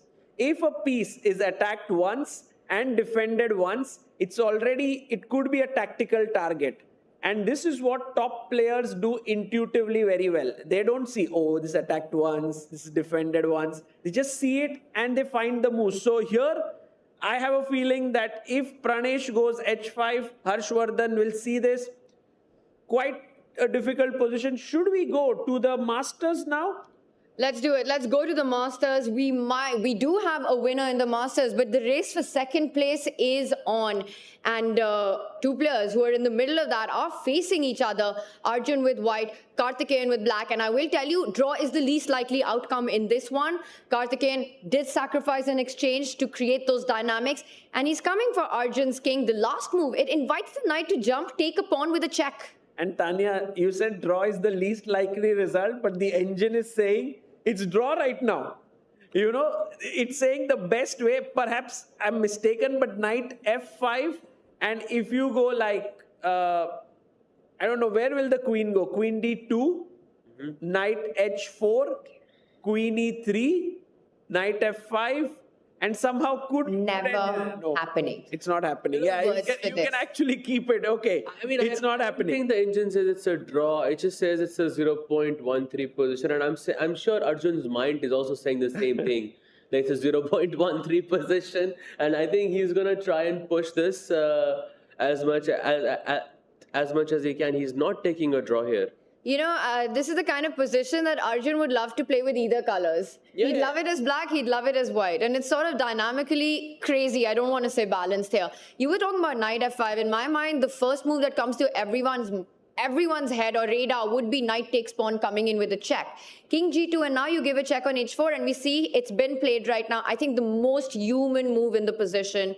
Grabs the pawn, Karthikeyan does, expecting Arjun to move the king forward. And now will we see some kind of repetition with knight f3, knight h4? That might still be a more human way to end the game. But knight f3, then I have king g3. Are you trapping the knight? Yes, I'm trapping. Oh, let's show that. That might not be a repetition anymore on the board. King h2, knight f3, and I think there's king g3, yeah. And takes on, queen takes pawn, knight f6 check. But it's still not over. Queen takes, I think there's queen e3. Yeah. Because the knight is still trapped. It's a very tricky line. And now you take the piece, yeah? There's no way for the knight to escape. Wow. Yeah. So, prediction time, guys. Who is winning this? Arjun will win. I still feel it. Arjun will win? Yeah. Someone will win. There'll be no draw. What? Right.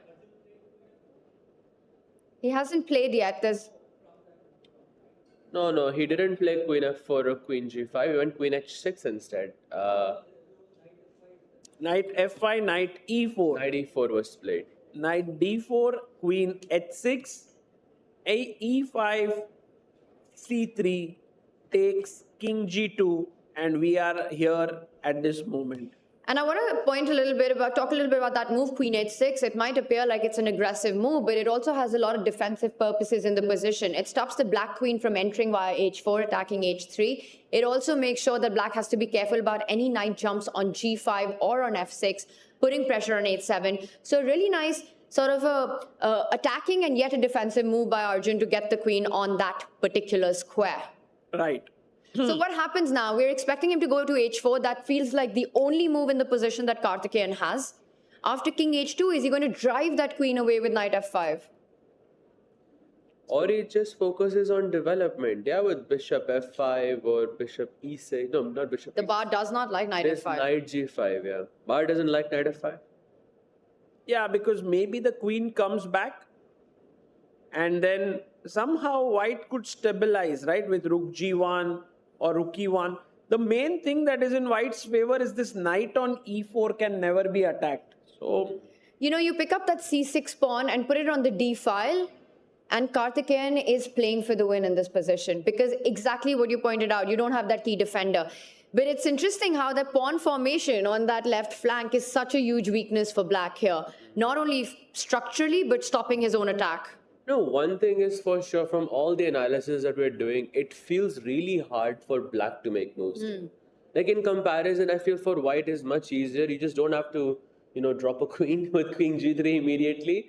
But which feels like an easier task. But for black, I feel the moves are way harder. Okay, Sagar just played out an entire checkmate. Can you get us in on this line? What was that about? I was a bit curious, can this pawn be taken? And I just verified that no, you cannot. From observing Arjun's games for a really long time, I've come to realize that whenever there is an imbalance on the board, Arjun finds a way to create a situation where his opponent has to be more precise than him. And I don't know how he does that. I wish I could precise calculation, I believe. Yeah, yes, but that feels too simplistic to me because it's look at this position. I mean, this is clearly an imbalance. It was Arjun whose king was in danger, not his opponent, but somehow he managed to turn that around. And once again, it is black who has to find knight h4, bishop a6, whatever that move is, and it just feels like there are too many practical problems in the position which any human cannot solve. Do you think that Arjun actually considers the king also as a piece and doesn't look at king as a king? Like we look at king as someone that gets checkmated, but Arjun is like, it's also a piece. And so then in all his calculations, he's not too worried. I don't know, he thinks differently.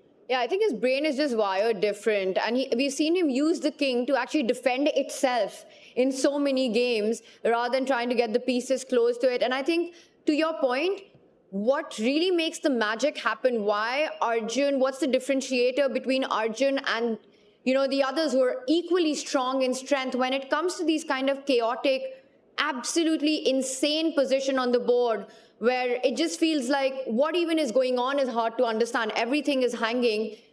Is that calculation is super strong, but he also really relies on his intuition, his feel that, this position, it's messy enough. I might not be better. In fact, objectively, according to the computer, I might even be worse at times, but this is practically so difficult for my opponent to navigate.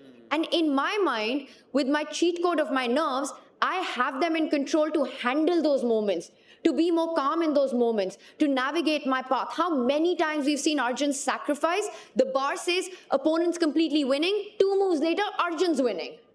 Yeah. Exactly. And to be honest, it doesn't really matter who sacrifices because in this case, it was black who sacrificed in exchange. And yet again, it is black who has to be super precise here. Can we just have that move on the board, Sagar? After knight h4, king h2, black has to find bishop a6 here. Who in their right mind is going to play bishop a6 here? Guys, it makes no sense. It doesn't. It's very tough to think this way. And also there's a reason why Magnus Carlsen called him the madman, right? It has depth to it. For example, he could have said, Arjun is a very aggressive player or something.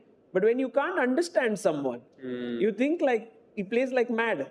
Exactly. And so that name comes from Magnus also unable to understand Arjun.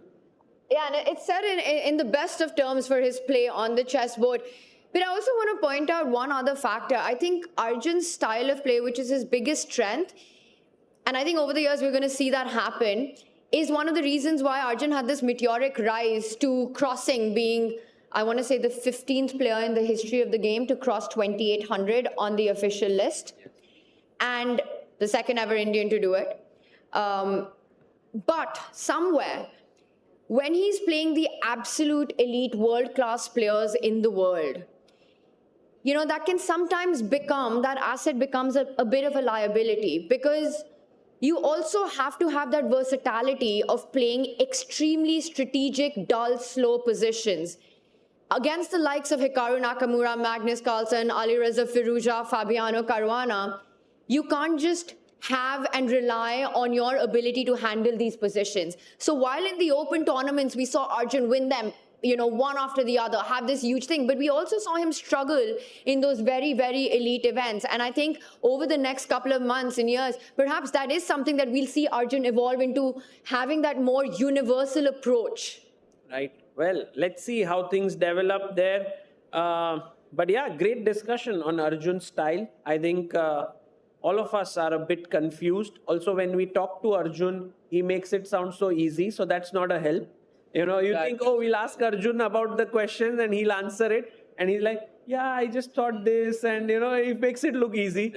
So perhaps it will always remain a mystery to everyone. Absolutely. And meanwhile, while, you know, Karthikeyan ponders over this knight h4 bishop a6, which, by the way, is not going to happen on the board, I can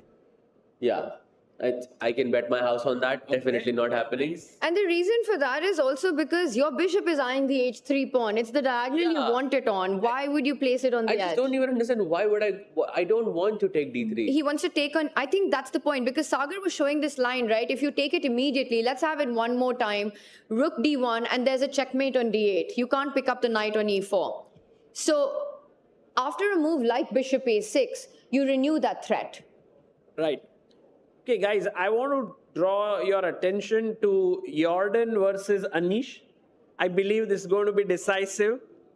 I also feel Anish is feeling the flow.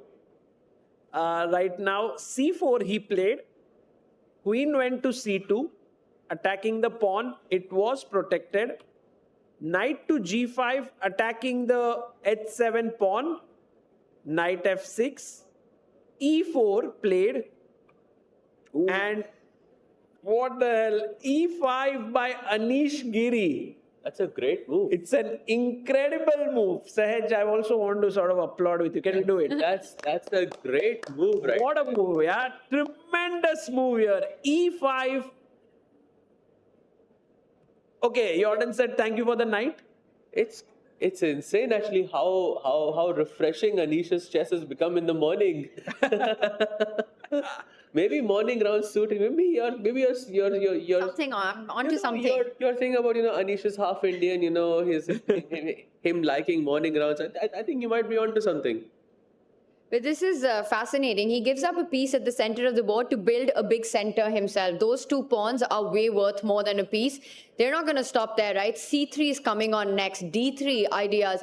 Also the fact that Jorden had to castle, you know, into the jaws of fire right here with those d4, c4 pawn just shows how difficult the position is. Let's back up. The reason that he did this, you'd love your king on the king side. You know, if you could castle as white, pawn takes knight, pawn takes pawn, if that was to happen, you just don't even have time, I think, to go bishop e2. Rook e8 is coming in. c3 is coming in. Ideas of d3 after rook e8. You just don't have the momentum to get your king to safety. Yeah, exactly. That's why he rushed into castling queen side. But now just a5 and the position is kind of, he goes c3 first, which is also, I guess, pretty decent.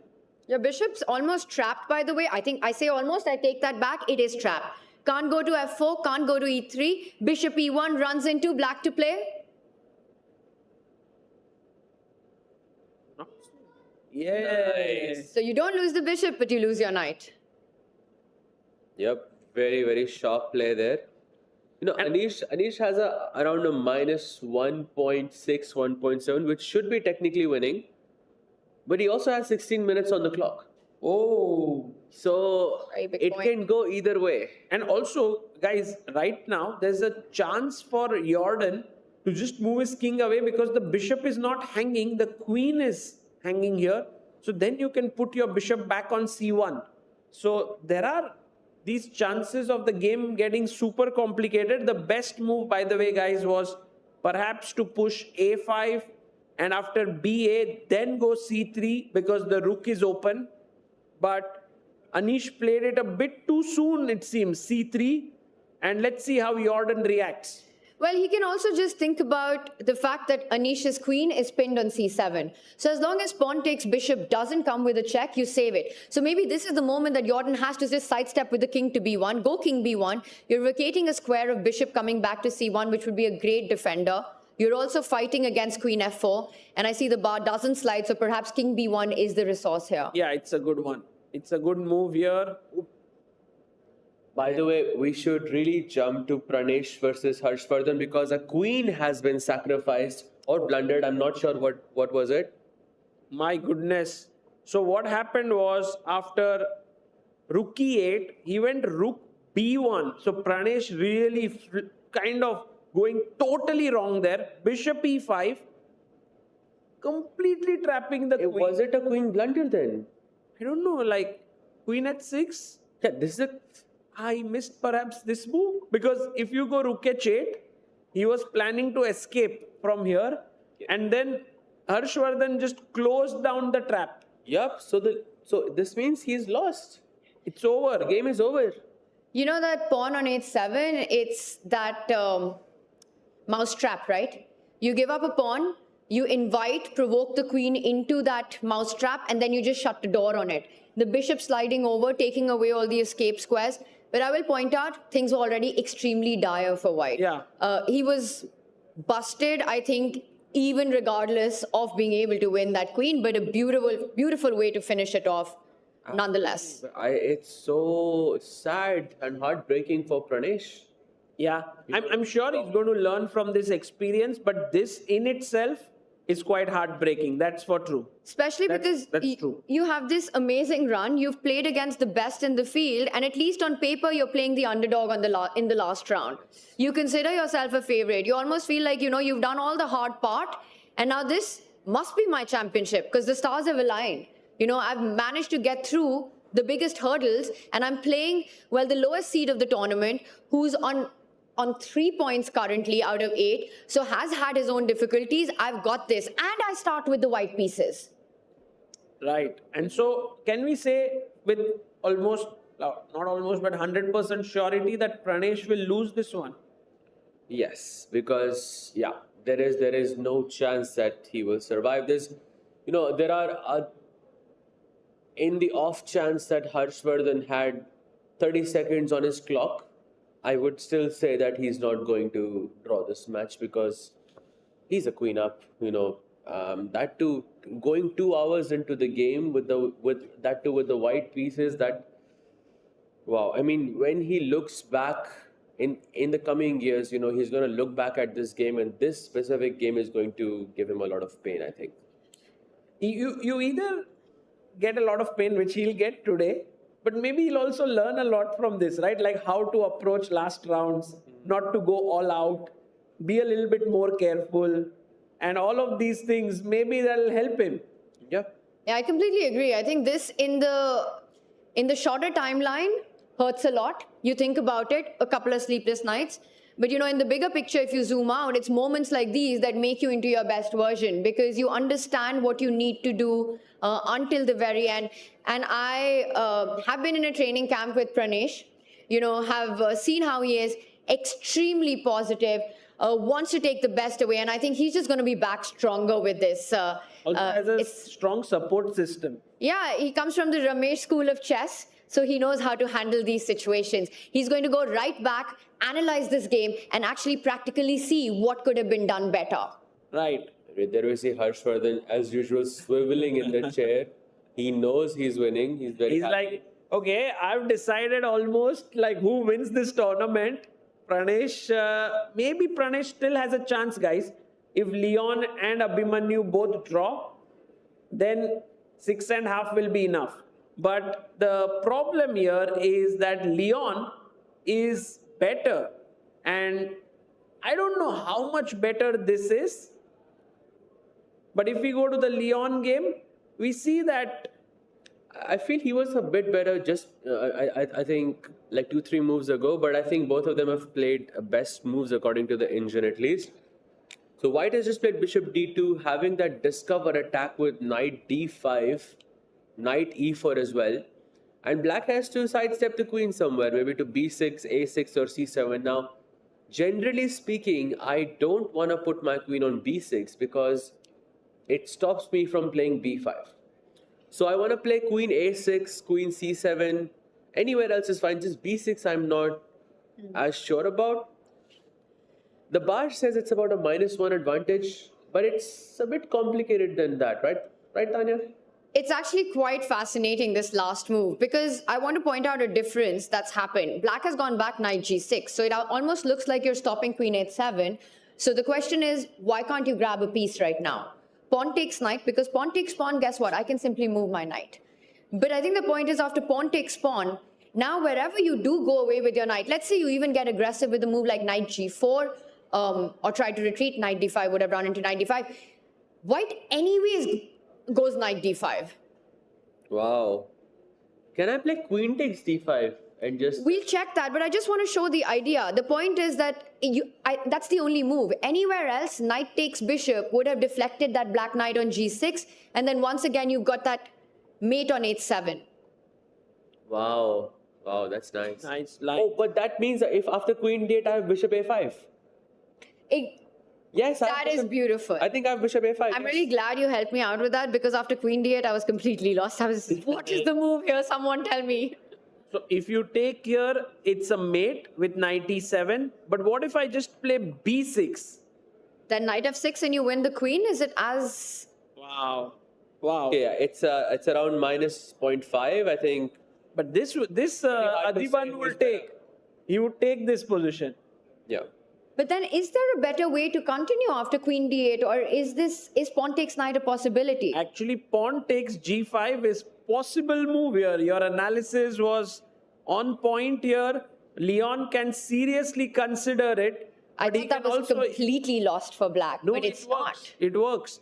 So maybe he can take, but he can also let it be. What do you think, Sahaj bhai? Will he take? No. I will only take if I see I'm completely winning. Otherwise, I will never take, because it's unnecessary risk. I have the beast in front of me.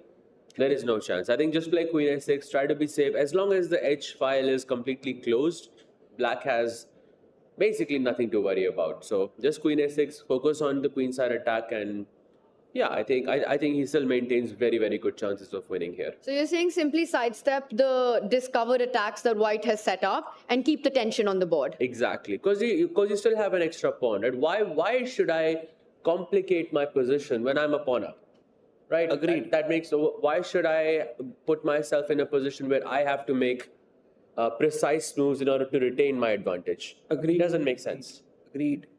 Guys, we should have a look at this one game in the Challengers, which is still fighting for the top spot, which is Iniyan versus Abhimanyu Puranik. And Iniyan slightly better here with very good pieces, thinking about getting his rook to C1. Abhimanyu worse, but it's still manageable. But I think for Abhimanyu and Leon, they are rooting for that Harshvardhan win. They want that result. So I think seeing that happen on the board next to them would probably inspire, motivate them, make them even more ambitious about trying to go all out on their board. Right. Okay, so here can we say slightly better for Iniyan? Yes, at least. At least slightly better, and Abhimanyu should be careful. So again, very difficult to say. Maybe if I had to say who has the best chance of winning the Challengers, Leon would be right up there at the top now. Then we would have Abhimanyu and then Pranesh, right? Well, To me, I think Pranesh is still half a point ahead, and Abhimanyu has to draw this match, which is not an easy task, I would say. I think it is still manageable, though. I do have this feeling that it might be a three-way tie. Wow. I do have this feeling That would be amazing. because Pranesh is on 6.5.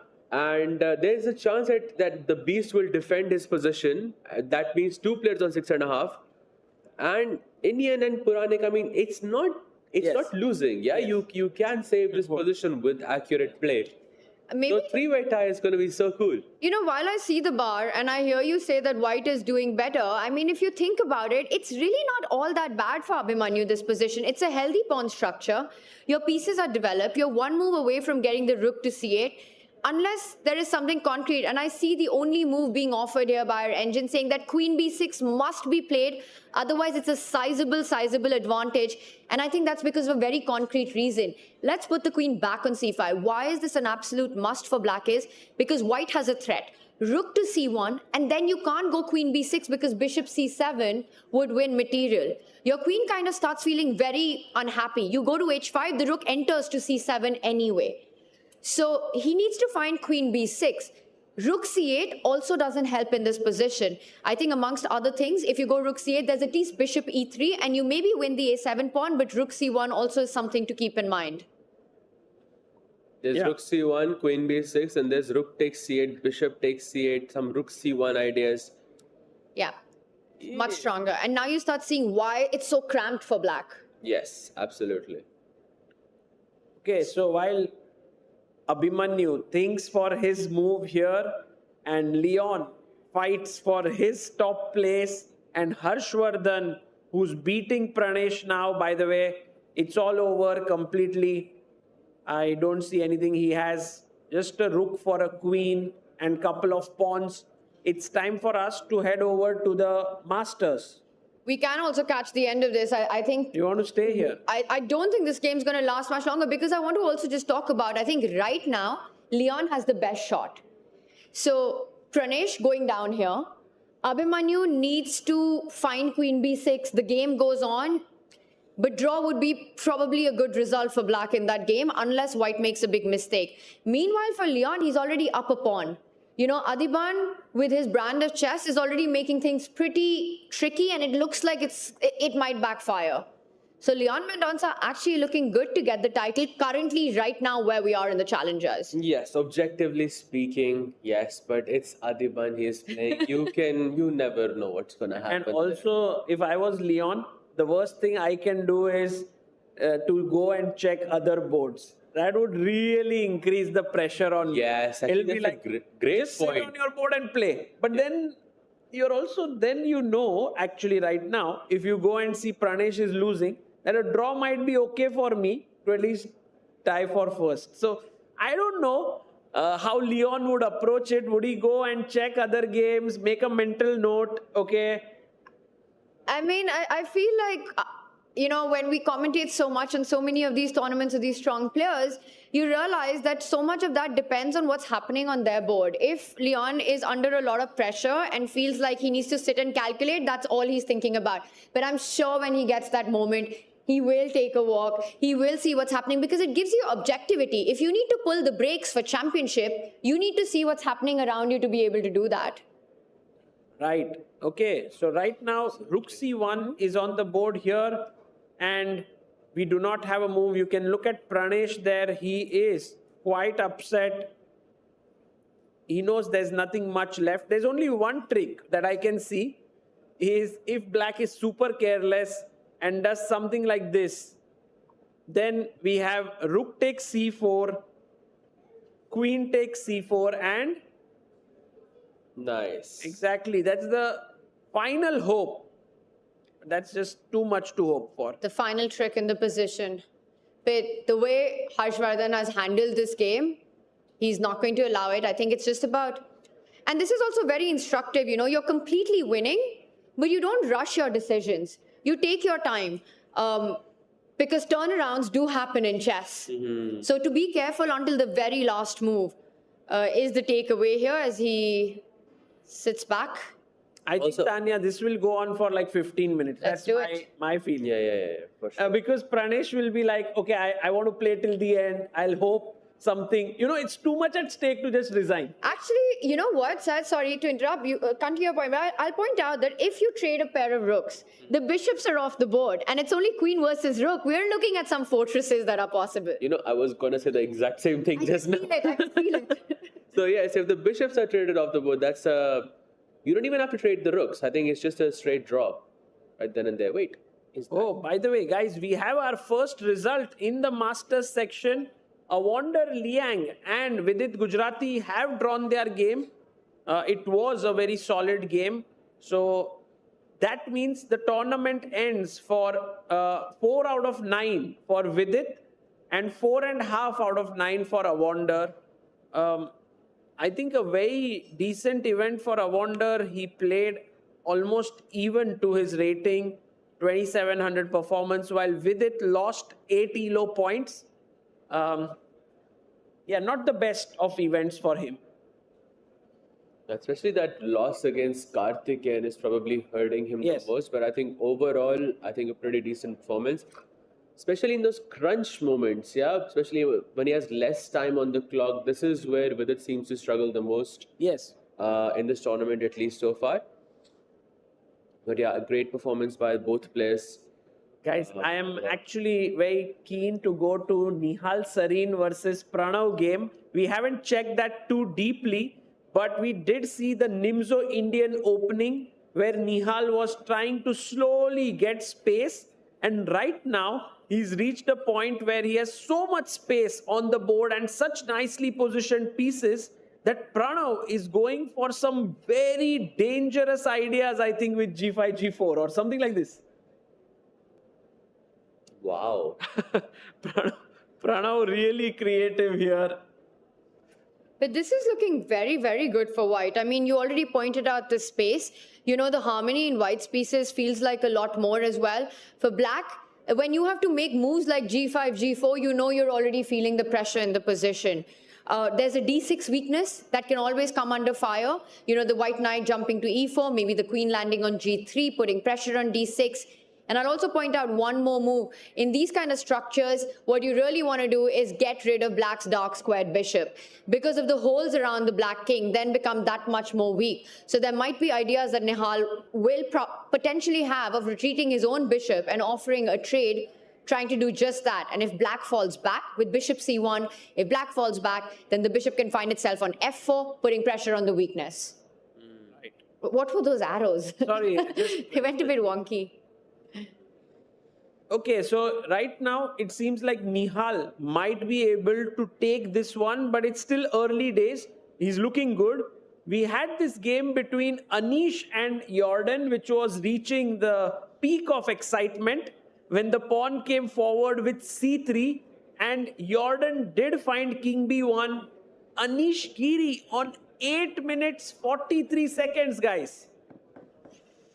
Oh, and our blue arrow appears to help us, the unofficial fourth commentator on the booth. A5 is the best move and by quite a margin here. But I also want to say it's not a very difficult move to find, especially for a player of Anish's caliber. Just simply, it's kind of screaming out to be played, right? You want to open up your rook on that file. You also want to just threaten pawn takes pawn, rook a4 coming in. Pawn takes pawn, queen a7. Thank you very much, game over coming in. I'm expecting him to find this. Yeah, but why hasn't he made a move since like 8 minutes or so? I mean, he has 8 minutes on the clock. I mean, any move is hard to find when you Plays have it. 8 minutes on the clock. But A5. yes, how much time did it take? He took 8 minutes to play A5. Yes. And now he's left with 8 minutes. Yeah, I think- he has to speed up, Anish. I don't think this is a good sign. This could actually turn badly for him. If there was no increment, I would be inclined to agree with that. I have a feeling that Anish realizes that the next few moves are super critical and could actually just end up in him having a decisive advantage. And with a 30-second bonus time every time you press the clock, if you're able to create that, because he's down a piece, he can't let Jorden off the hook right now. So it's very important for him to keep that pressure, getting a5, finding these critical moves, and then perhaps the feeling that he'll be able to build on that increment once the dust settles.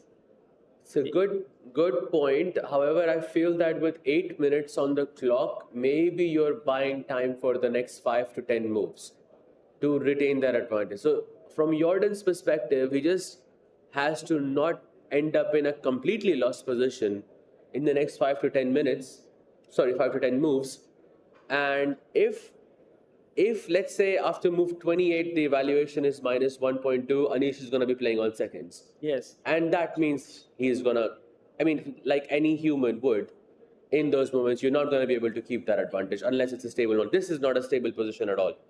And you remember this happened to Nihal many times. It has happened to Vidit so many times that when you're winning and then suddenly the position becomes equal, but you don't accept that. You keep trying to play for the win, you overextend, and then you end up losing. We have seen it so many times at the top level, and I think this game is just a blueprint for that. Can I suggest a theory here? Yeah. Which could be very interesting, although completely wrong. I also don't believe in it. But the thing is, to beat Anish is so tough, and Jordan has done many times. So he realizes that the only way to tempt Anish is to give him a very good position, so that he overthinks, and then there are chances for him as well. It's going to because he knows him so well, right? He's worked with him as his second. He's his countrymate, and so on. Okay, it's too much. So you think he's pulling an Arjun right now? He's giving Anish a great position, making him think, going low on the clock. Suddenly, it's like things are no longer in control. And then anything can happen. Very meta. I would be very surprised if this was part of Jordan's opening preparation to get this kind of a position where he's struggling. I just think that this is a very critical moment. Every move is a high responsibility move here for Black. And it's understandable that Anish is burning his clock right now, because pretty much, like you said, in the next 5 to 10 moves, the game could have a decisive advantage for either of these two players. And then the clock doesn't matter because you've got those extra 30 seconds. Anish also not sitting in his chair, so looking pretty relaxed about where he's at. Guys, we must take a quick break at this point. But before going into the break, should we just have a look at the leader's game and give an evaluation and then come back and analyze it deeply? By the way, Bishop C1 played by Jordan. You mean the champions game? Oh yes, the champions game, Vincent Keymer. And guys, Vincent has actually equalized the position and is in fact in very, very good situation. He never thought about C5. He just put his pawns this way. Very nice play. Oh, he also has 20 minutes more on the clock. I think all the pieces are left on the board. A lot of complications in the position, and to be honest, if Ray keeps this sort of time difference, then I think he's going to be in trouble. Yeah, and this could mean that Vincent could move to 7 out of 9, a 2900 performance coming in for him. But guys, on the other side of the break, we'll be delving in more deeply into the positions. So stay tuned.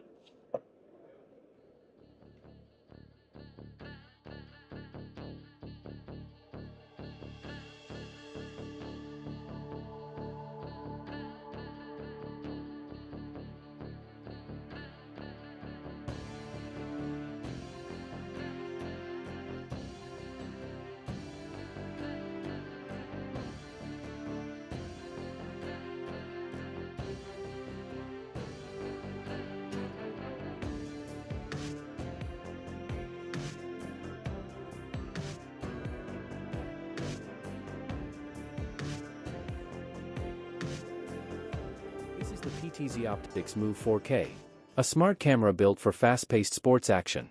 It follows the players automatically with smooth, accurate tracking. No camera operator? No problem. Control it from a joystick, a phone, or let it run on its own. With crisp 4K video and easy streaming, it fits right into your setup. Perfect for schools, clubs, and live sports broadcasts. PTZ Optics, professional video, made simple. Brought to you by RTAV, your broadcast AV partner. Want to play chess but don't know how to get started? Try chess.com. Play for free against someone at your level or challenge one of our friendly computer bots. Trying to improve your chess? Learn the Queen's Gambit and other openings with guided interactive lessons. Like chess but don't want the pressure of playing games? Chess.com has hundreds of thousands of fun puzzles to help you relax and sharpen your mind. Play your friends, make new ones around the world, follow the latest games, and more. Sign up and play for free at chess.com today. Are you struggling to get better at chess? A chess.com premium membership is here to help. Train with unlimited tactics to become a strong chess player. With puzzles of all levels, you'll beat all your friends. Our library of interactive chess lessons will improve all parts of your game. Just like a friend who has your back, the computer analysis feature will give you feedback on every move you play. All of this and much more. Only, I think, 5,000 rupees a month or something. No, plans are affordable for all, along with a 1-month free trial, so that you can take your game to the next level. Upgrade to Diamond now, because Chess.com is best. This is the PTZ Optics Move 4K. A smart...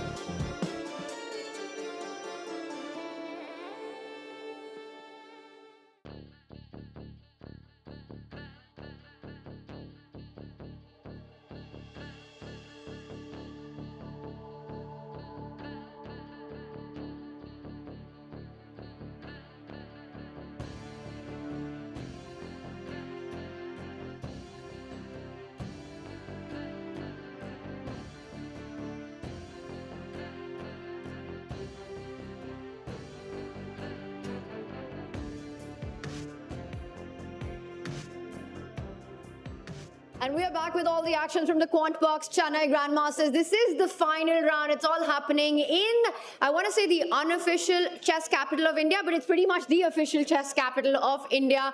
Welcome back, everyone, and some big moments across. But I have to say, all the action has to be in the challenges section. In the Masters, Vincent Keymer running away with the tournament. That's a race for second place. But challenges, as Rakesh also joins us, is wide open. Absolutely, 3 players can make it or take the title home and qualify to the Masters, which is the main prize for them. And 3 players, and Sagar and Tanya, would like to get your predictions. Is it going to be Pranesh, Leon, or Abhimanyu? Rakesh aate hi puts the commentators on the spot. Predict kar lo. It's actually a very crucial question, and I was pretty sure when I took a break that Leon is doing really well in this race. Then I met everyone there and they were like, Leon is 20 minutes down on time, position is complex, the beast likes to attack, it can go haywire. So right now it seems it will be a 3-way tie at the top. You very easily get swayed, that means. Yes. You had a strong feeling, you had to stay committed to that, Sagar, but it sounds like you've changed your mind in these last 5 minutes. You tell me something, I'll change again. Well, maybe the board will tell us everything that we need to know. So let's do a quick roundup of where we are at, starting with Pranesh's game. Yeah, so Pranesh, on the other hand, it's good to put some resistance, slowly just make it as tough as possible for the opponent. And, one very interesting idea that I see here is if black pushes the pawn to b3. A3, yeah? Then a3. But then if you get the queen around and there is no stopping queen takes a3 checkmate. Nice. So that's something Harshavardhan is thinking. Rakesh Bhai already tactically so alert, finding the moves there. Finding all the checkmates, Rakesh, in the position. Actually, Rakesh, look at this. If b3, ab3, queen b3 leads to a forced mate, right? Yeah. There's no, either you get mated here or here. Yeah, even if bishop c5 trying to block the check doesn't work because queen check, bishop blocks, but it's GG. And I think that's what he set up with the B pawn. You have to, because it almost looks like white has got a fortress, defending everything. Where do you make progress? And I actually think if the B pawn wasn't in the position, if Harshavardhan did not have that one last remaining pawn, perhaps even having the extra queen might not have been enough. Agreed. So guys, should we shift our attention to Adhiban Leon? For me, it's the most important game in the challengers right now. And Leon has been there, done that in the Tata Steel Masters, where he qualified to the Masters group from the challengers. Can he do it again, Tanya, looking at the position? He took the knight. Edgify, Tanya, it's your I told you it was going to happen. And this is what these top players do. They calculate, they see that nothing, it's not this feeling that this is very scary and I'm terrified of this attack. No. If they don't see a refutation, he will go for the most concrete line. Look at Adhiban. Adhiban is like, okay, guys, knight d5, engine says is the best move. I don't care. F4. And Adhiban has got such a strong reputation of being the beast, being an attacker. But Leon is like, calculation always trumps reputation. Oh, that's a nice line. I'm gonna steal that. Use it in my future commentary. But I think that's great the point that you just made. You have to rely on these positions, not on intuition, not on fear, but on calculating the line through. Can we show that knight d5? I know we touched upon it earlier, and you mentioned it's the best move by the engine as well. But this is what the players were thinking. Knight d5 has to be the first move you look at. The queen must fall back, connect itself to the bishop, because knight takes bishop, knight takes knight would have ended into checkmate. And the line continues, right? Bishop a5, a beautiful resource pointed out there by Sehaj. But black has b6. You sacrifice the queen after knight jumping onto f6, a discovered check, a discovered attack on the queen. And then at the end of it, when the dust settles, black just has too much material for the queen.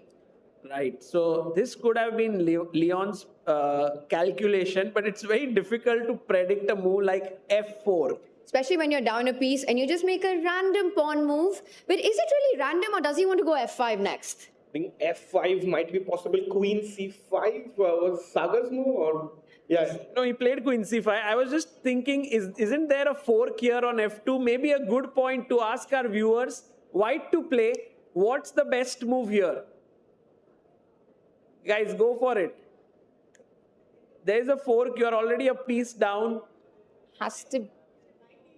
Yeah. Very nice. Well done. Knight to e4, attacking the queen and also attacking the knight on f2, and it's Adhiban who takes over.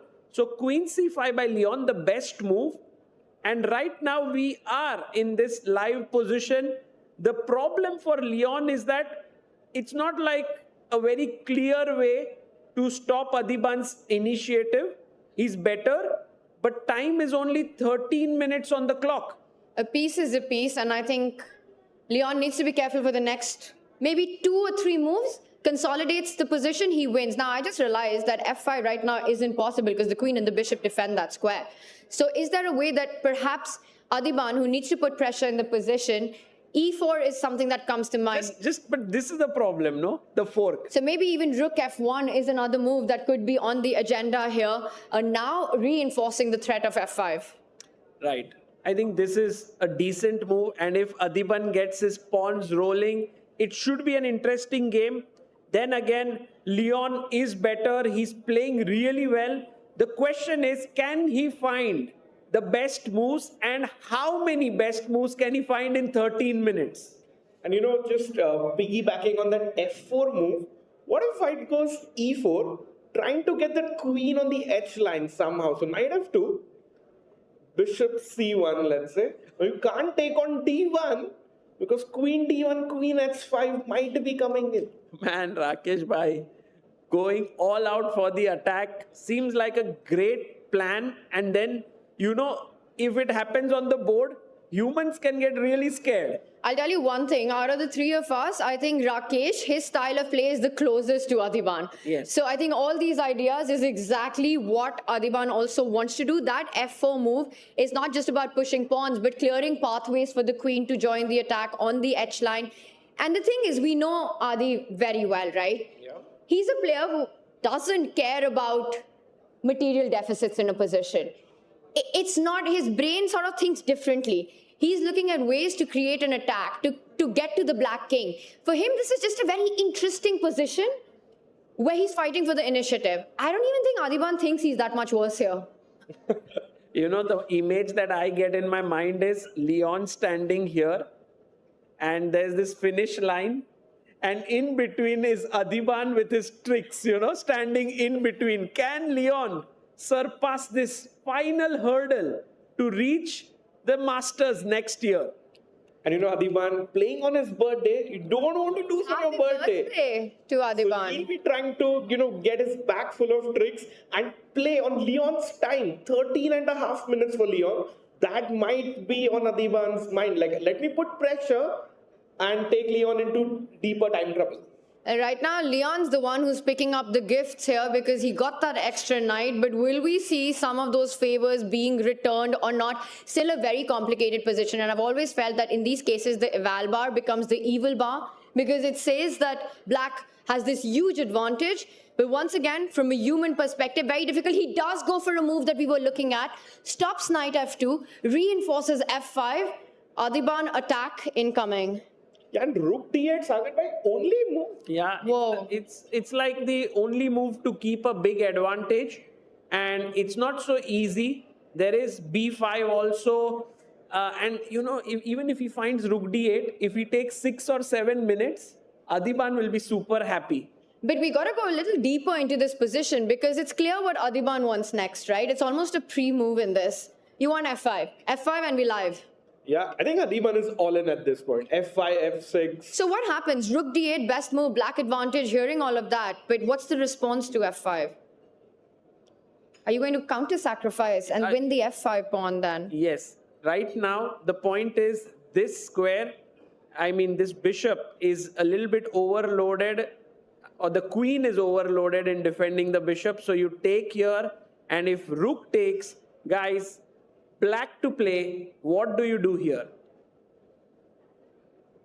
Go for it. Queen is hanging. Very good. Yeah, counter attack. So good. Rook takes d2. If you take the rook, this hangs. If you take, if you take the queen, I take your queen, and black is winning. So f5 is not yet coming in after Rook D8, but can Leon find this move is the big question. We can come back to this game very quickly. Should we also, just to get a complete picture of who's fighting for the top prizes, Abhimanyu has perhaps made an inaccuracy. He's half a point behind Pranesh and his position looked fine, but he plays F6. And what an insane move is that? Rook D7. Sahaj is not here, but he touched the golden pawn, never moved the F pawn. And Tanya, Rook D7. What a crazy move here. That I don't think Indian finds it, yeah? Very tough. Yeah, Ben Feingold will not be happy with F6 right now, which has happened.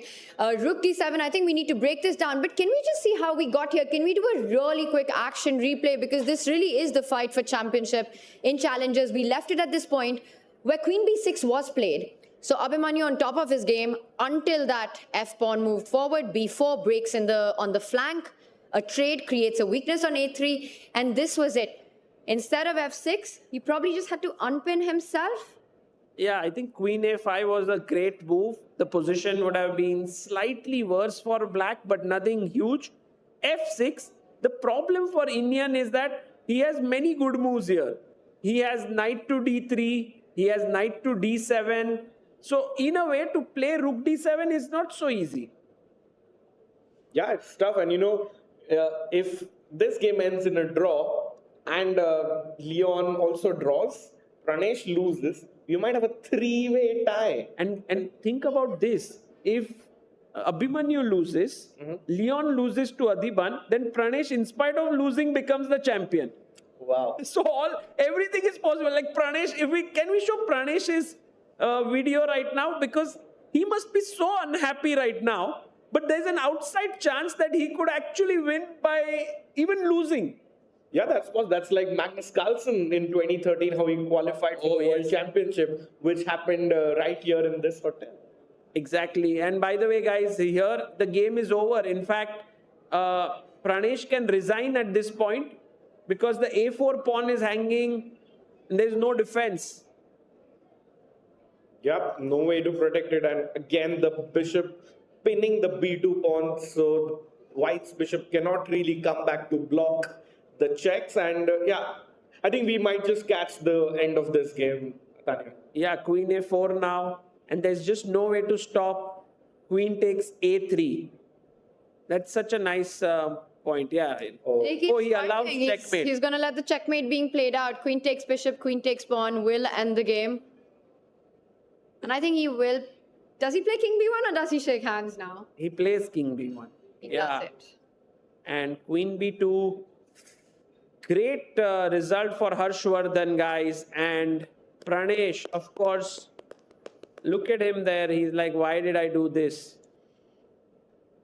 But this is also so nice to see that despite this heartbreaking moment, Pranesh coming in, going into this round as a leader of the tournament, playing the lowest seed, and lands himself in this checkmate, but still wanting to analyze there. Just shows the love for the game. Incredible sportsmanship. And I think for Pranesh, yes, it's not over yet. Anything could happen on the other two boards.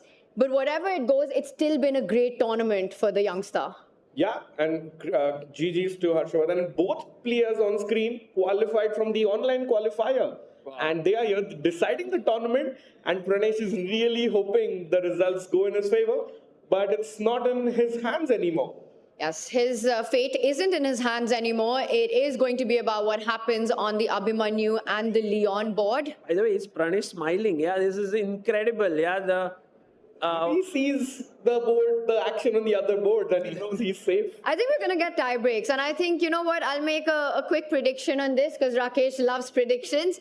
We're going to see tie breaks and Pranesh will be a part of those tie breaks. That just means more action for us. Chat's going to love it. The audience here loves more chess. And I feel even though there's a 3-way tie, Pranesh goes through to the finals and we'll have number 2 and number 3 play like a semi-final.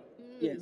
So for that to happen, Sagar, for Pranesh to be in those tie breaks, Abhimanyu, Leon, neither of them must win and there should be a draw. Yes. If both of them lose, Pranesh is still champion. Right. If there's a draw and one loses, then we get that tie break. We might even have a three-way. Guys, Leon goes for this move F5 in this position. This is such a difficult move to make because you are weakening your king. You are creating a space. You are stopping F5. Adhiban goes en passant. And now the knight is hanging here. Or is it? Bishop takes F6. Wow. And if you take on G6, guys, what's the move? Black to play. Bishop F5, check, and you lose the queen. Insane. Okay, so Leon very alert. Okay, Adhiban didn't take it. Adhiban is thinking now. This is just an absolutely nuts position, right? White is down a piece. Not even for a pawn, by the way. It's 5 versus 5. A whole piece down. And Adhiban just wants to find a way to create an attack. You can't take on G6. Well, if you move the king away, trying to threaten that, Bishop F5 is an idea that you have to be looking at. Oh, I think the best move here is knight E4, attacking the queen and the bishop, which is most likely to happen.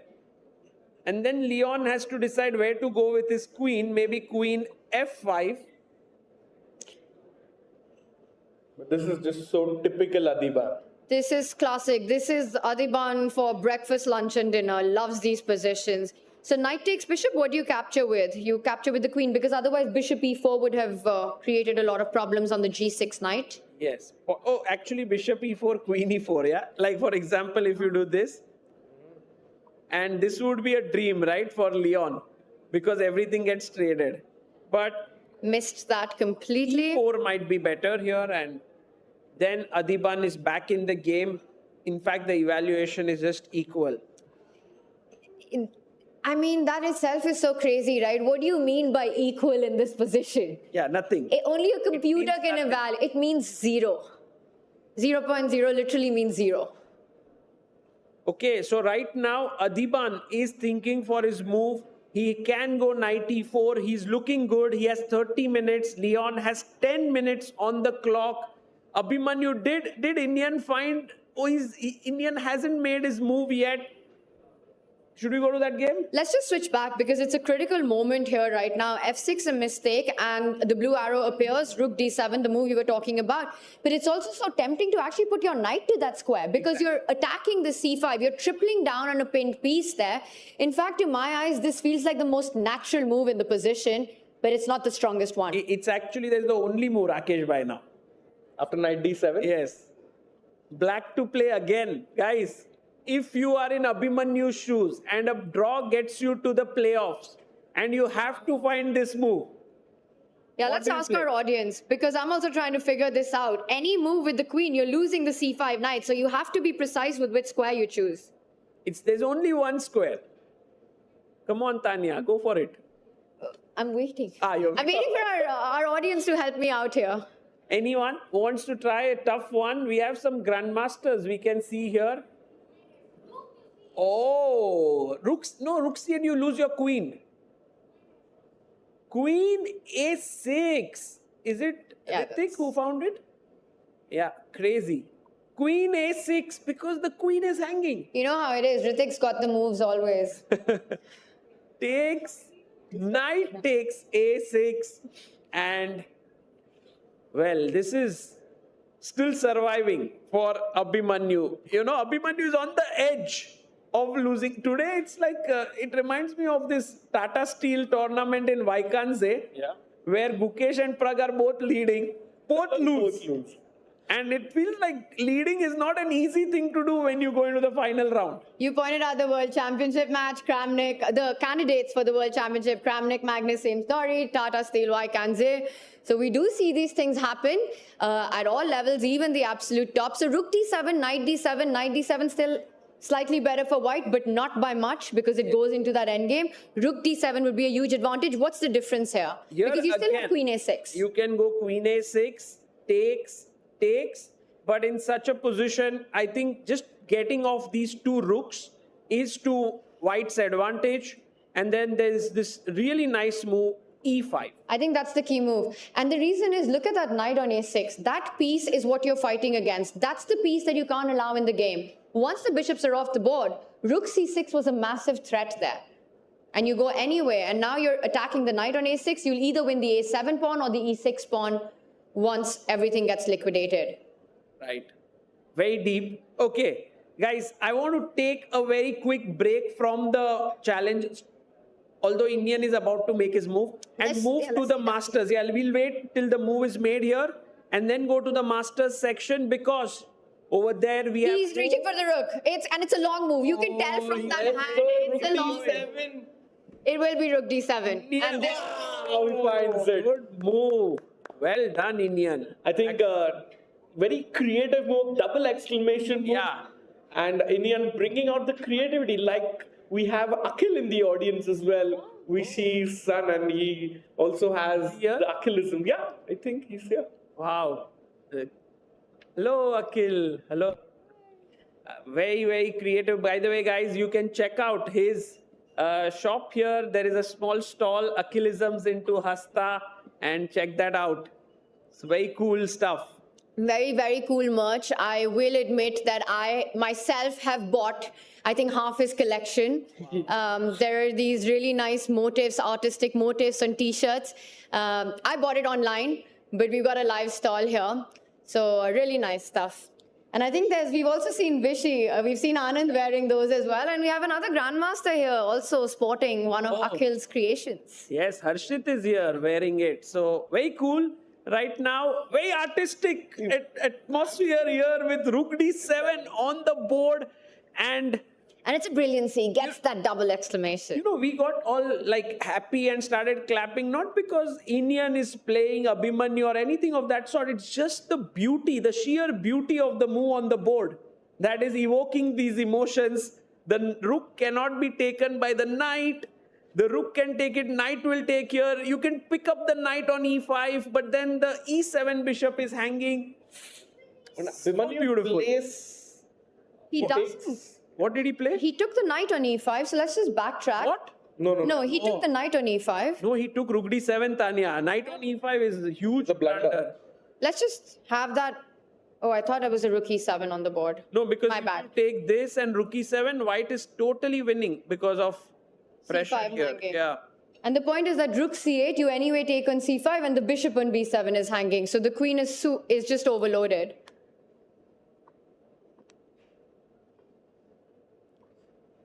So right now, with rook d7, knight d7, we are reaching this end game. And it's like Iniyan has calculated the entire thing. Do you think he's seen e5? I think so. Will he go he for will e5? Play it instantly. Instantly. You know, Iniyan is like that. He sees like a sequence, he just plays it boom, boom, boom, boom. All moves one after the other. Great chess. So he took all that time before going rook d7, not figuring out is knight d7 stronger or rook d7, but going down this entire path and finding the key move in this endgame. Yeah. Okay, so basically right now, Abhimanyu is on the edge. Okay, draw is still possible, but he's very close to losing, right? And is because for the players to find those moves is so hard. Your calculation starts going wrong. You have these brain fogs, right? It's tough to understand, and then you just start hallucinating that 2 + 2 is equal to 5, and only one person comes out of that forest usually. And you know, so many of Tal's quotes are channeling Adhiban's thoughts here. Tal also says, like that, no? Yeah, there's always a clock besides the board. And look at Leon's time. Tal also had said there are right. Sacrifice first, think later. Queen to b6, which is a good move. He's still better. Bishop d3 by Jorden. h6, maybe a small step in the wrong direction. Knight comes back. Bishop g4. This was a critical error. And Jorden chops off the pawn here, giving up his rook on d1. Also, the problem is, of course, if you take here, there's a discovered check. Switched the position around. I don't know who's even better here. The a pawn running down, b4. Engine says white is better. Anish has 4. That has these a2, b4, c3 pawn, which are pretty much tying down the queen, the bishop, and the knight I was about to say. And unless Jorden is super precise, He makes the most natural move, knight f5, trying to get d6. Can he go for the f2 pawn? He took it. He does it. Queen takes pawn. That's one pawn in the bag. Best move. In fact, Not played because bishop e3 loses control of the a3 square. And that, again, for a human is very, very scary. The black rook jumping onto a3 in certain positions is very hard to allow. Absolutely, and it's not just two minor pieces for a rook, but it's also two pawns that black has. In fact, Anish has now 3 pawns more than Jorden. And look at those 3 scary pawns on the left side of the board. Those are not pawns, those are monsters. I mean, a2, b4, c3 is where usually white pawns are in games. True. Wow, but you know what? With these pawns, the white king looks very safe. It's not going to get mated. But the question is, you are seriously lagging behind in material count. So I don't know how Jorden is going to continue pushing the d pawn. Seems to be a very good move here. And following up on your idea that perhaps these pawns are sort of an umbrella for white's king, which is why Anish in fact wants Jorden to take the b4 pawn to help him open up the lines to get to that king. Then rook b8, queen b6 with huge ideas on b1 would follow up. So taking on b4 will not be a good idea. Meanwhile, Anish has a clear plan. You're going to reroute your knight from f6 to c5. Yeah. Get that queen to move away and then push the b pawn forward. Okay. Also, it's great to see, two good friends, that's number 1 and number 2, not agreeing like a friendly draw at the pawn box Chennai Grand Masters, but going for each other's throats. I think that ship sailed when Vaikanse happened, in that tiebreaker where Jorden beat Anish to become the champion. Dirty flagging. There was, but flagging in tiebreaks, it's encouraged. So that's what had happened. Anish, of course, went on to win the Masters next year, but what a championship that was by Jorden. And since then, there's always been a lot of excitement when these two face each other. Yeah, for sure. And, Anish leading 2-1 in their head-to-head. But nobody wants to lose, especially in the last round. They might have the same flight to Amsterdam back. So there's going to be some tension there. They're teammates, good friends. But I also believe that there was a little bit of tension when Jorden was part of the Magnus Carlsen team for the 2021 World Championship match. Yeah, for sure. And, somebody who's part of this World Champions team was Vincent Keymer. And let's see he's winning how Vincent is again. Again? I mean, winning might be a bit too strong, but look at this. He has a huge advantage with black pieces. He might score 7 out of 9. He might reach 2900 performance here. And what? He might cross 2750 again. That's insane. What a performance by Vincent here. But just to show you guys what happened here, like a few moves before we left it at bishop d6, h5, it looked around equal. But then suddenly Vincent got his knight from d7 to b8 to a6 to b4. It jumped here and then he moved his bishop back from b7 to come here. What maneuvering, man. This guy understands where the pieces belong. And I think that is one of the reasons why Vincent Keymer is also such a strong freestyle chess player. He just has a feel of these positions, of understanding where to develop pieces and what's the appropriate square. I mean, I just really liked what you pointed out there. The knight, it goes from one edge of the board. You spot that this is where I want my piece, and you make that route happen. Then you decide, what is my second worst placed piece in the position? I need to improve my bishop. And he does that. And you know where he gets this understanding from? Peter Leko. The one and only. Just such a classical, fundamental coach there, player, challenged for the World Championship match in 2004. I think one of those players you can say really deserved to be world champion, but wasn't. And I think this feel for these... I think now the pressure is reduced because Vincent has already won this tournament, but still this victory will be huge. I think 7 out of 9 is a huge score. It's very tough to score 5 wins. Even the top seed. So to come in here, but he has been having quite a great year so far. He's taken down Magnus. He's had those big wins, taken down Fabiano Caruana in Weissenhaus, and coming here, just unstoppable, Rakesh. Absolutely. And this tournament is in fact also of the Chennai Grand Masters. And he's won it this year and can't wait to have him again next year. Absolutely. And guys, one more game that would determine the second place in the tournament is Arjun Erigaisi versus Karthikeyan. And it seems like Karthikeyan has no intention to let Arjun enter his position. Look at that bishop firmly placed on d3. And bishop on d3 has to be dislodged because rooks work well in open files. They want to get into those 7th or 8th ranks to trouble those pawns. And lots of people in the audience, Quant Box zone, Arjun Erigaisi playing. We have a lot of people from Quant Box here as well. They are hoping, can Arjun create some pass ball, some counterplay to enter the rooks? There's one break, Tanya. f3 has to be engineered to open up something. And I think that last move by Karthikeyan was against that. But he's, we do the math in this position, and Black has got 7 pawns.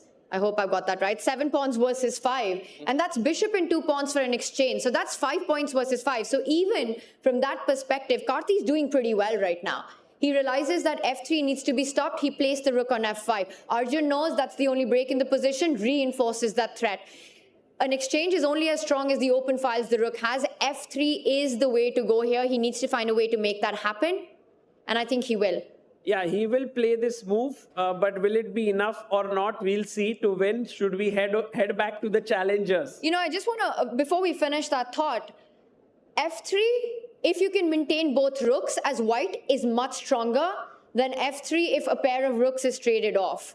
I think that would help Black keep things more under control because the king can then stop the infiltration squares on the open lines. So a trade of rooks, I would feel, is beneficial for Black here.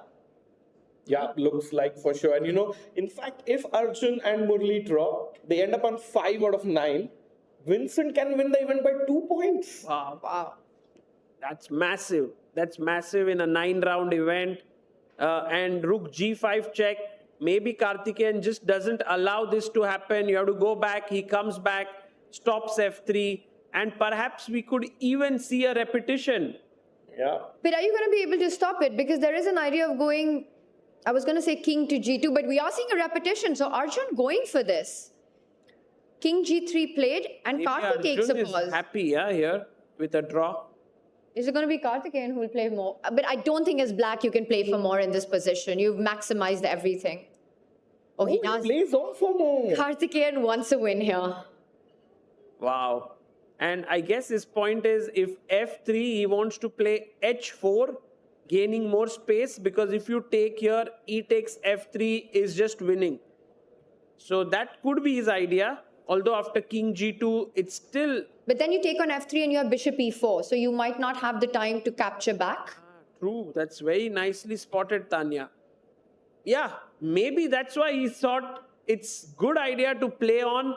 Really great attitude by Karthikeyan Murali. He's saying like, I'm playing a player close to 120 elo points above me and I have to fight here. Let's go to Anish Giri's game against Jorden. We have a big move that has happened after queen f2, d6, rook e8. In came a check, king h8, and here bishop takes h6. And the only move that, well, not only gives Anish a huge advantage, but stops him from getting worse is the knight retreating move to g8. And it is an incredible, difficult move. In chess, knight retreats are the hardest to spot. The point is that white is threatening to take on f7. If pawn takes bishop, I think queen takes pawn is just game over. Knight g6 coming in with a check. Mate. Yeah. And Anish down to under 2 minutes. How do you find knight g8 with 2 minutes on your clock? No way. Guys, this is getting very intense. 1 minute 38 seconds for Anish Giri. After bishop h6, he has to find the move knight g8. Very tough. Or he's just completely worse, in big trouble with no time on the clock. If Anish doesn't play, which is perhaps the most difficult move to spot on the board. Yes, you have 10 minutes, process of elimination, you can come to it. But with a minute on the clock? Yeah, it looks unlikely. Or what do you think, guys? Will Anish find it? Yes. Oh, the People crowd. believe in Anish. He steals a pawn there from the side of the board. Under 1 minute, Sagar. Knight G8. Go for it, Anish. You Knight. have to play it. And just to let the audience know, Knight G8 is -3. Almost a piece up for Anish. Well, because once you play Knight G8, Anish Giri getting ready to make his move right now. He has to move. There's no time to get ready. If he defends the f7 pawn, the bishop retreats, rook d3, rook h3 will be checkmating ideas. Anish will not have enough time then. Tanya, can you read Anish's hand and say what move he's going to play? It did feel a little bit when he leaned forward that it was going to be the knight. I think he spots it. No, no. 20 seconds. Rook He's f8. going for the other rook, it seems. He's not looking in that direction. Oh! It's a retreating move. That is a retreating move. He's playing Let's it. go. The way he's reaching out. 9 seconds. Oh, but it's to the wrong square. He makes it to the wrong square, Anish Giri. Anish. Only move bishop to e3. No, but that bishop e3 gives an advantage, but I mean, white is now having even played with bishop e3, queen e3. You can get the rook here, but there's a check perhaps. Take on f7. But Yeah, take get in. here. This is over. Knight g6, queen h5, all these threats. Anish played knight d7, knight g8, blocking your own king, cornering your own king is such a hard move to make. And you can see Jordan's expressions. He can't believe what has just happened. You know, Jordan, the kind of player he is, I think he finds bishop e3. And the difference, Please get out from here. But now move, very important. Anish had to go all defense, but he's gone semi-defense with an idea of an attack on c5. But he will not get enough time if Jordan spots bishop to e3, and he's got 25 minutes on the clock to find that. And Yeah, he will find it. Anish played the last move with just 6 seconds. That is why he has 36 seconds. That is not minutes, guys. Yeah. And let's just show that one more time, because there's another very important detail to knight to g8. After knight g8, bishop e3, queen takes bishop, queen takes pawn, knight takes knight, queen h5, there's queen h6 on the board. Your queen suddenly from e3 is beautifully placed. But none of this works if you can't get rid of that knight on e7. Right. So right now with knight d7, this is the move. And if he doesn't find it, then Anish is winning again. Just for example, let's say he decides to bring back his bishop. You know, it's a normal move, natural move. Now the knight jumps into c5, a move which we wanted to get all throughout. The queen is attacked. And once you take this pawn on b4, queen c2 is hanging and it's game over. So Anish has the right intention at heart. You know, I want to go to c5. It's just the specifics which are not working for him. But you know, the point is that with 25 minutes on the clock, if you sit down and calculate, I think, again, process of elimination will guide Jordan to this decision. Let's take the options into account. You can't move that knight from e7. Black goes rook e1, wins the game. That's not an option. Bishop takes pawn, king takes bishop, no problem, not enough pieces to give checkmate. If you come back to any other square, you see knight c5, and you realize that that is any other move except bishop e3. You can't move the bishop from c2, queen b2 trades off everything. No, what you said, Tanya, sounds very convincing. He's going to find it. You'll see him play this out. Bishop e3 is such a tough move if you think about it, because in a way you are putting a piece on an undefended square. So I do get it that because we saw this. No way. That's the point. He There plays is, it. you think if you have 1 minute, bishop e3 very difficult. But when you look at the whole board, you measure all your options. Likely? Is it like obvious? It's not obvious for sure. Very few people think, yeah? Not Although- that. But do you think he finds it? Do you think he plays it? Yes, I think he plays it. Well, Anish needs to find, Jordan needs to find it, or else Anish wins this. We'll stay here, yeah? Let's stay here because this is a huge moment for Jordan. And you know, By this the way, is... guys, I need to shift to Vincent Keymer completely winning. Wow. It's game over. He's plus what right now? Plus 9? No, come on. Something went wrong, yeah? He's up a rook. There's a rook missing from the board. No, one second. I think something in broadcast went... Yeah, rook this- takes c6 was played. Rook c6, queen c6. Okay. So there's a technical thing. So let's go back to Jordan right Still now. he's winning though. Vincent will win. An advantage. Yeah. And what a way to finish the tournament if he does, right? A last round victory, dominating there, but it's all eyes on this board. Let's have the players on our camera as well. Jorden van Foreest, he's known for his creativity. And there he is. He's taken a pause as well. Mm-hmm. And you just sit and calculate. We've got a grandmaster here with us, Vishnu, in our studio. Vishnu, what do you think? Will Jorden spot this idea of bishop e3? How does a grandmaster sort of come to this conclusion that you have to play bishop e3 here?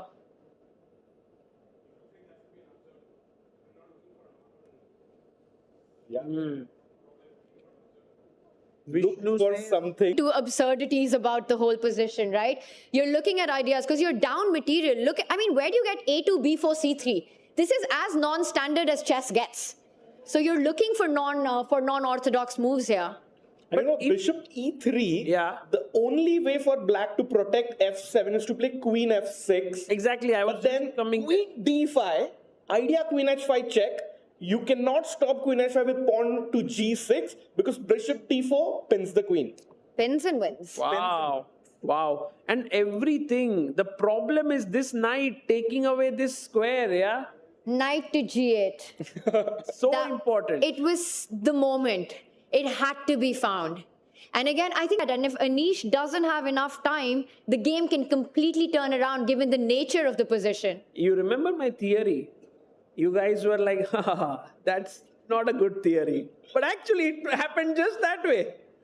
The entire theory came You didn't alive. believe in your own theory, Sagar. You've never seen it before. You can't imagine why. Losing the Yeah, that's amazing. That's the point. Yeah, that's amazing. That's the point, guys, because GMs don't make such blunders. And this is the oversight. He wanted to checkmate. Do you think Anish had spotted bishop e3? We'll ask Anish. Is the win. And it was one move. Anish could have been lost, and now he's winning. And Jorden knows it, that there's no checkmate on the board that exists anymore. Very nice. That you lose that bishop and you don't have that checkmate. I agree with you. Moment or two, you take like 17 minutes, 54 seconds. But do you make a move? Before resigning. Yeah. Resource and knight g8. And Anish didn't find it. This seems like a little bit of a recurring pattern with Jorden. With Vidit, he played the most amazing game in round one, then blundered this rook b1 move. Then against Pranav, he was totally winning, blundered queen c4 move. And now with Anish.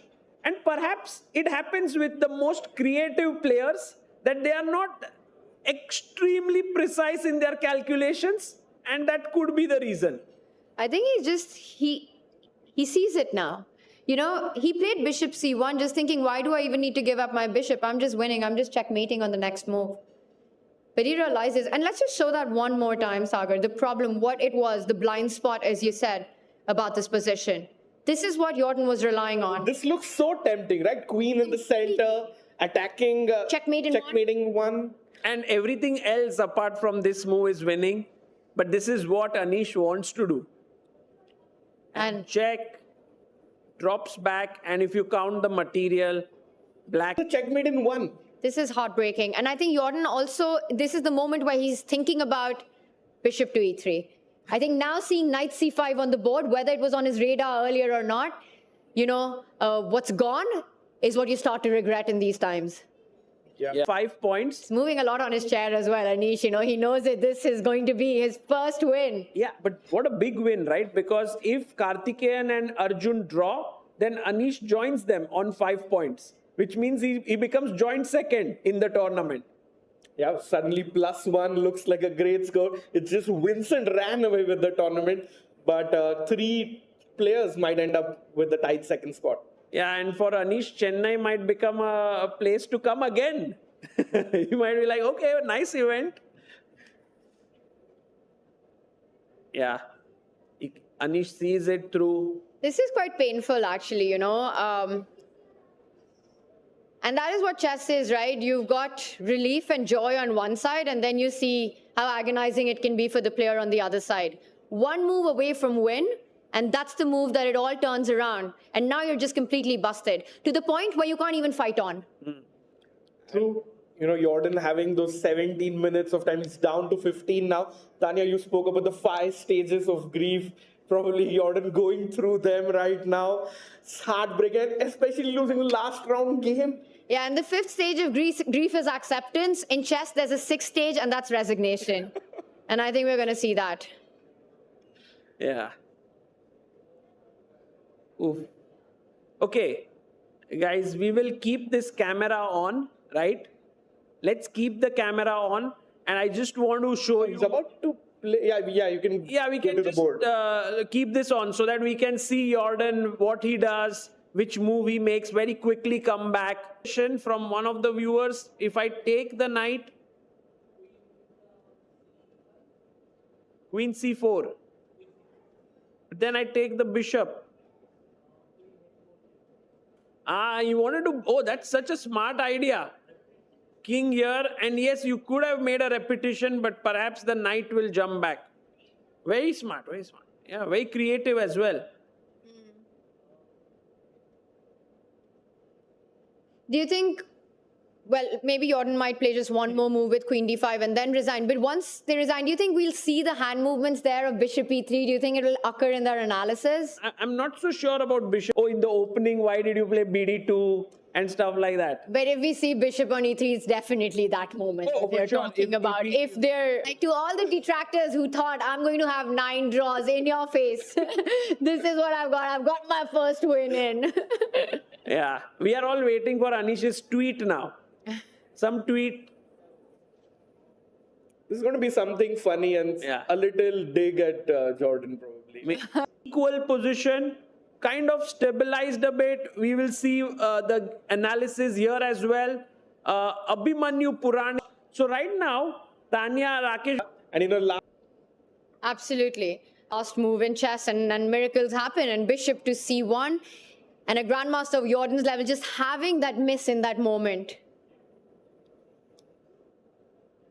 Knight I C5. don't see any way that Jorden could, change something or even offer any counterplay. Yeah. Do you think he plays Queen D5 or does he just throw in the towel in this moment? Does he resign now? He'll play a move, I think. One move. Yeah. It's not going to be G3, the best one according to the engine. Best engine move. What's the second best engine move? Pick up the bishop on C2. Then you can't deny it anymore. Then I think comes bargaining, where you think, hey, maybe if I would have played that, it would have been different. Had I played another opening move, it could have been different. Opening move, it could have been different. Maybe if I'd find Bishop E3, I would be the one winning here. So you're sort of bargaining with the reality. That you have to accept the reality. And as it is in chess, the 6th is usually resignation.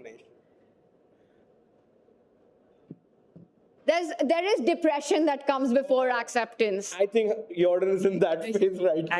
Anger was there in between. Anger denial is and no, it's so second. It's acceptance. No, how can it be? No, sorry, it's acceptance. No, how can it be? No, sorry, it's denial, bargaining. No, Denial, anger. He was locked in like 10 minutes ago because he knew the position was tricky, but he knows now he's completely winning. Actually, that also makes the prize money quite a big factor, right? Like you go back home with much more players. It's right? Like you go back home with much more players. It's a big purse that you take home. But I will tell you, I think for Anish, there's this pride and glory attached to this game. Has been part of the same team, but has also rivaled for those big big moments in championship. And it's a great, it's a cherry. Jorden has a look at the clock. But it's not the time he's worried about. No. But it's not the time he's worried about. No, the clock is the least of his problems. Everything's equal, yeah? Like material is equal, 3 pieces for each side, rook takes rook. We are now in this side, rook takes rook. We are now in this position, these pawns. And you can see it, the clock keeps ticking low. Now he's around the 7-minute mark. Jorden. But the thing is, just a position you have no moves, Jorden. But the thing is, just a position you have no moves to even keep the fight on. to even keep the fight on. Could have like maybe relaxed a bit, but he The tournament with focus, but none of that. A big threat on the board, getting rid of the focus, but none of that. A big threat on the board, getting rid. A big threat on the board, getting rid of the. And what has happened? Beautiful idea, right? Knight coming to f5, the pawn moving forward. Beautiful idea, right? Knight coming to f5, the pawn moving forward, sacrificing the bishop with the h6 pawn, the knight giving a check, trapping the black king. And then you know you're close. And he played that move bishop c1, thinking that Anish will be the one resigning. Close. And he played that move bishop c1, thinking that Anish will be the one resigning. Line in this tournament, right? He started with 2 back-to-back losses in round 3 and 4. Was winless until round 5, then made a comeback, a turnaround in the tournament with 2 back-to-back victories, almost winning against Pranav. A miss, back-to-back victories, almost winning against Pranav. A miss, a draw there. And this, a draw there. And this would have been such a great finish for him after the up and down. This would have been such a great finish for him after the up and down. Tournament, a difficult position. In this game is the one. back home as well. 15 minutes. And Now.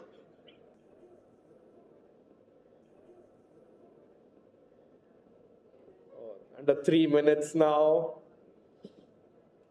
Is this a photo, by the way? Is this a photo, by the way? We've just seen. Oh, and he scratches his head.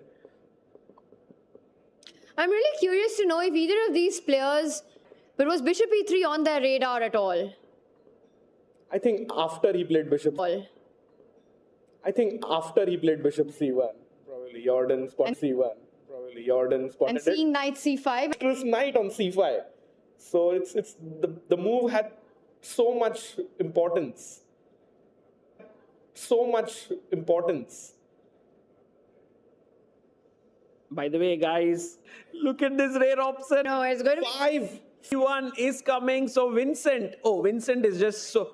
And let's quickly now that we know that this is not resignation. Let's go there. We know that this is not resignation. Let's go there. Okay. a last move. Okay. A last move that we just saw. Blunders don't happen. Under 60. That we just saw. Blunders don't happen. Under 60 seconds now. Are on the clock, and I think Jorden would be. Painful. Yeah. We are all like You think he just silently. get- 2 maybe? Oh, Wow. Sacrifice the queen only to make another one. Sheikh Anish Giri scores his first win of the Chennai Grand Masters 2025 after 8 draws. Tanya, There. Yeah, Jordan's, I think, quite frustrated with the way it happened.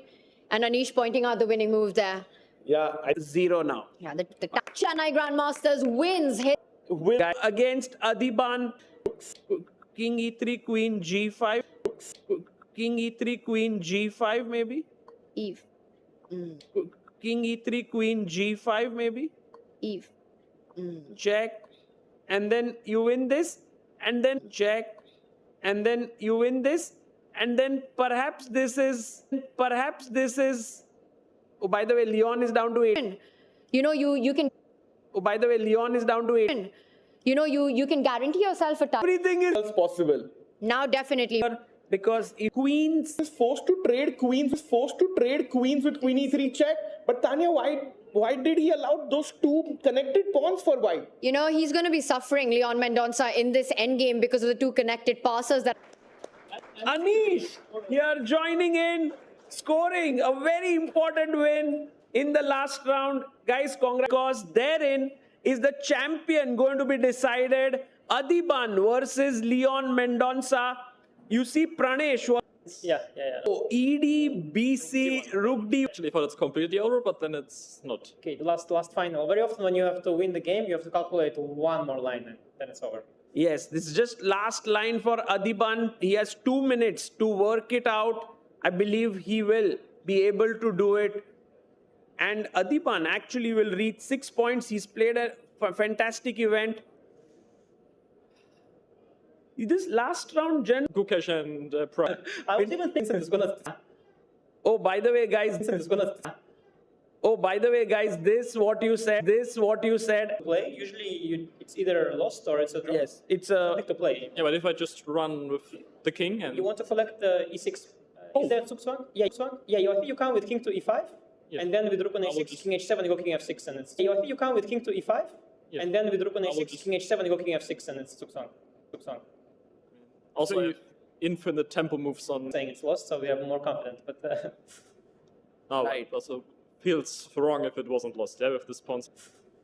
No, Right. it also feels wrong if it wasn't lost. Yeah, with this pawn structure. I think I think the you need that pawn to not be lost. Like you attack the pawn, and then you have a Tsuk-Swang, and you need king h7 only move king f6, and then it's another Tsuk-Swang, and you lose the pawn. I don't see any. Sometimes there's some miracle setups, but I don't see here any miracle setups. Right. Okay, so maybe Pranesh, in spite of losing, will become the champion in the challengers and go to the masters. We have both of you here, which is wonderful because Anish, if you don't mind me asking, what do you feel about Vincent's performance? He scored 7 out of 9. He's maybe going to win the tournament with a difference of 2 points. His performance was 2900 plus, gained 22 ELO points, I believe. Yeah. Or something, 21. But who is counting? Yeah. We are fighting for top 10 and to 7. Yeah. Is there like top 10 handover ceremony where I give my top 10 spot to Vincent, like like a crown or something like this? No, it's it's nice for me that at least I hope I'm going to be in and out of top 10 still many times, but at least this time that I'm out, I have a worthy successor. Let's say, don't give it to some rude people, who insult me, but give it to some nice gentleman. That's better. But no, since it's a tremendous player, I think this freestyle, it will probably go down in history as. In the end, when it will collapse, it will go down in history as that thing that turned Vincent into a monster. that will be the purpose and legacy of freestyle chess. Because I think what Vincent must have discovered, he was always very reliant on openings, I felt. And he was having a very narrow opening repertoire with both colors. It was crazy narrow, particularly rapid blitz, but also in classical. And this is usually, you do that when you feel that you're dependent on the opening. You have to play your lines, otherwise you're not very good. So in freestyle, Vincent must have seen that without any openings, he is very good. And now you see he plays completely different than he used to play before. He's no longer as predictable, and he wins a lot of games also with black here. Just changed his. And I think that really helped. Also the confidence boost must have helped him, because of course Vincent was always a great player. Like since he's like a little child winning Grenka, but you need some confidence boost on the way.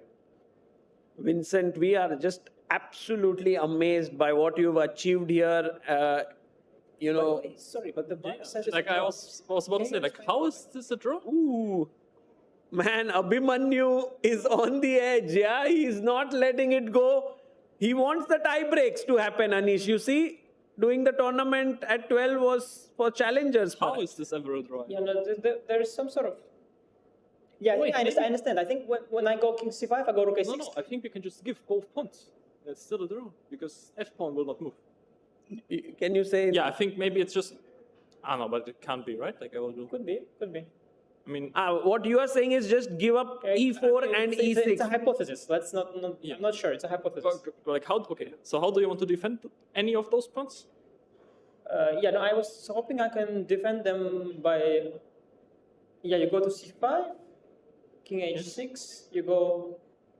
King b5, rook a1. I can just go to c6, no? I just go in like this. Yeah, king d7. King d7. Yeah, I'm losing the pawn for sure, yeah? Yeah, I think it's just a draw because maybe... he had to push g4. So you... no, he had to push h3. Maybe no, f3. H3. Yeah, I think he had to play h3. And then after g4, just take, because then of course it's winning, yeah. Just h3. Yeah, h3, g4, hg, hg. Yeah, if he had played h3, it's completely winning, but like this, I think now it's a draw. So sloppy, so sloppy. So the point is that if, let's say here, g4, then the same position, you will lose all the pawns. Yes. In the end, I will just win the e-pawns, which I also in the game, and then I put my king on g5, and I release my rook a7, king g4. But now I cannot do that, because I cannot touch the h5 pawn, because the rook on the f5. Yeah, I mean, just with king on f4, we wait with rook on a5, and g4 is not attacked anymore. So. And f3, we have rook a4, rook a3, we pick up that pawn. So could we potentially take these 2 pawns try to go to g5 and settle down on Don't get to g5. Yeah, that's the problem. You can't get there. You can get both pawns, but you can't get to g5. Got it. Once you get to g5, it's over. Yeah, king f4 is the only square from which you can reach. I put my rook on a5. And then after king f4, and then you don't have king h7. And I go king h7. Or, yeah, that's the only move, yeah. Wow, and there's no amazing. f3 stuff also. There's a so there's tie-breaking coming in this. Okay, wait. Let's wait for the. No, even there will be. I guess there's not. No, but there will be some 3 against 2, which is not. But which 3 against 2? Like, how do you press? I don't see how to press. Like, if you trade the h for g, you have 2 against 1, but I don't see how do you even press. Maybe go king back to g2 and h3. How did Arjun's game? By the way, Arjun has just drawn this game, it seems. Yeah, this should be a draw, yeah? After b4, you finished joint second in the tournament. I was never in doubt.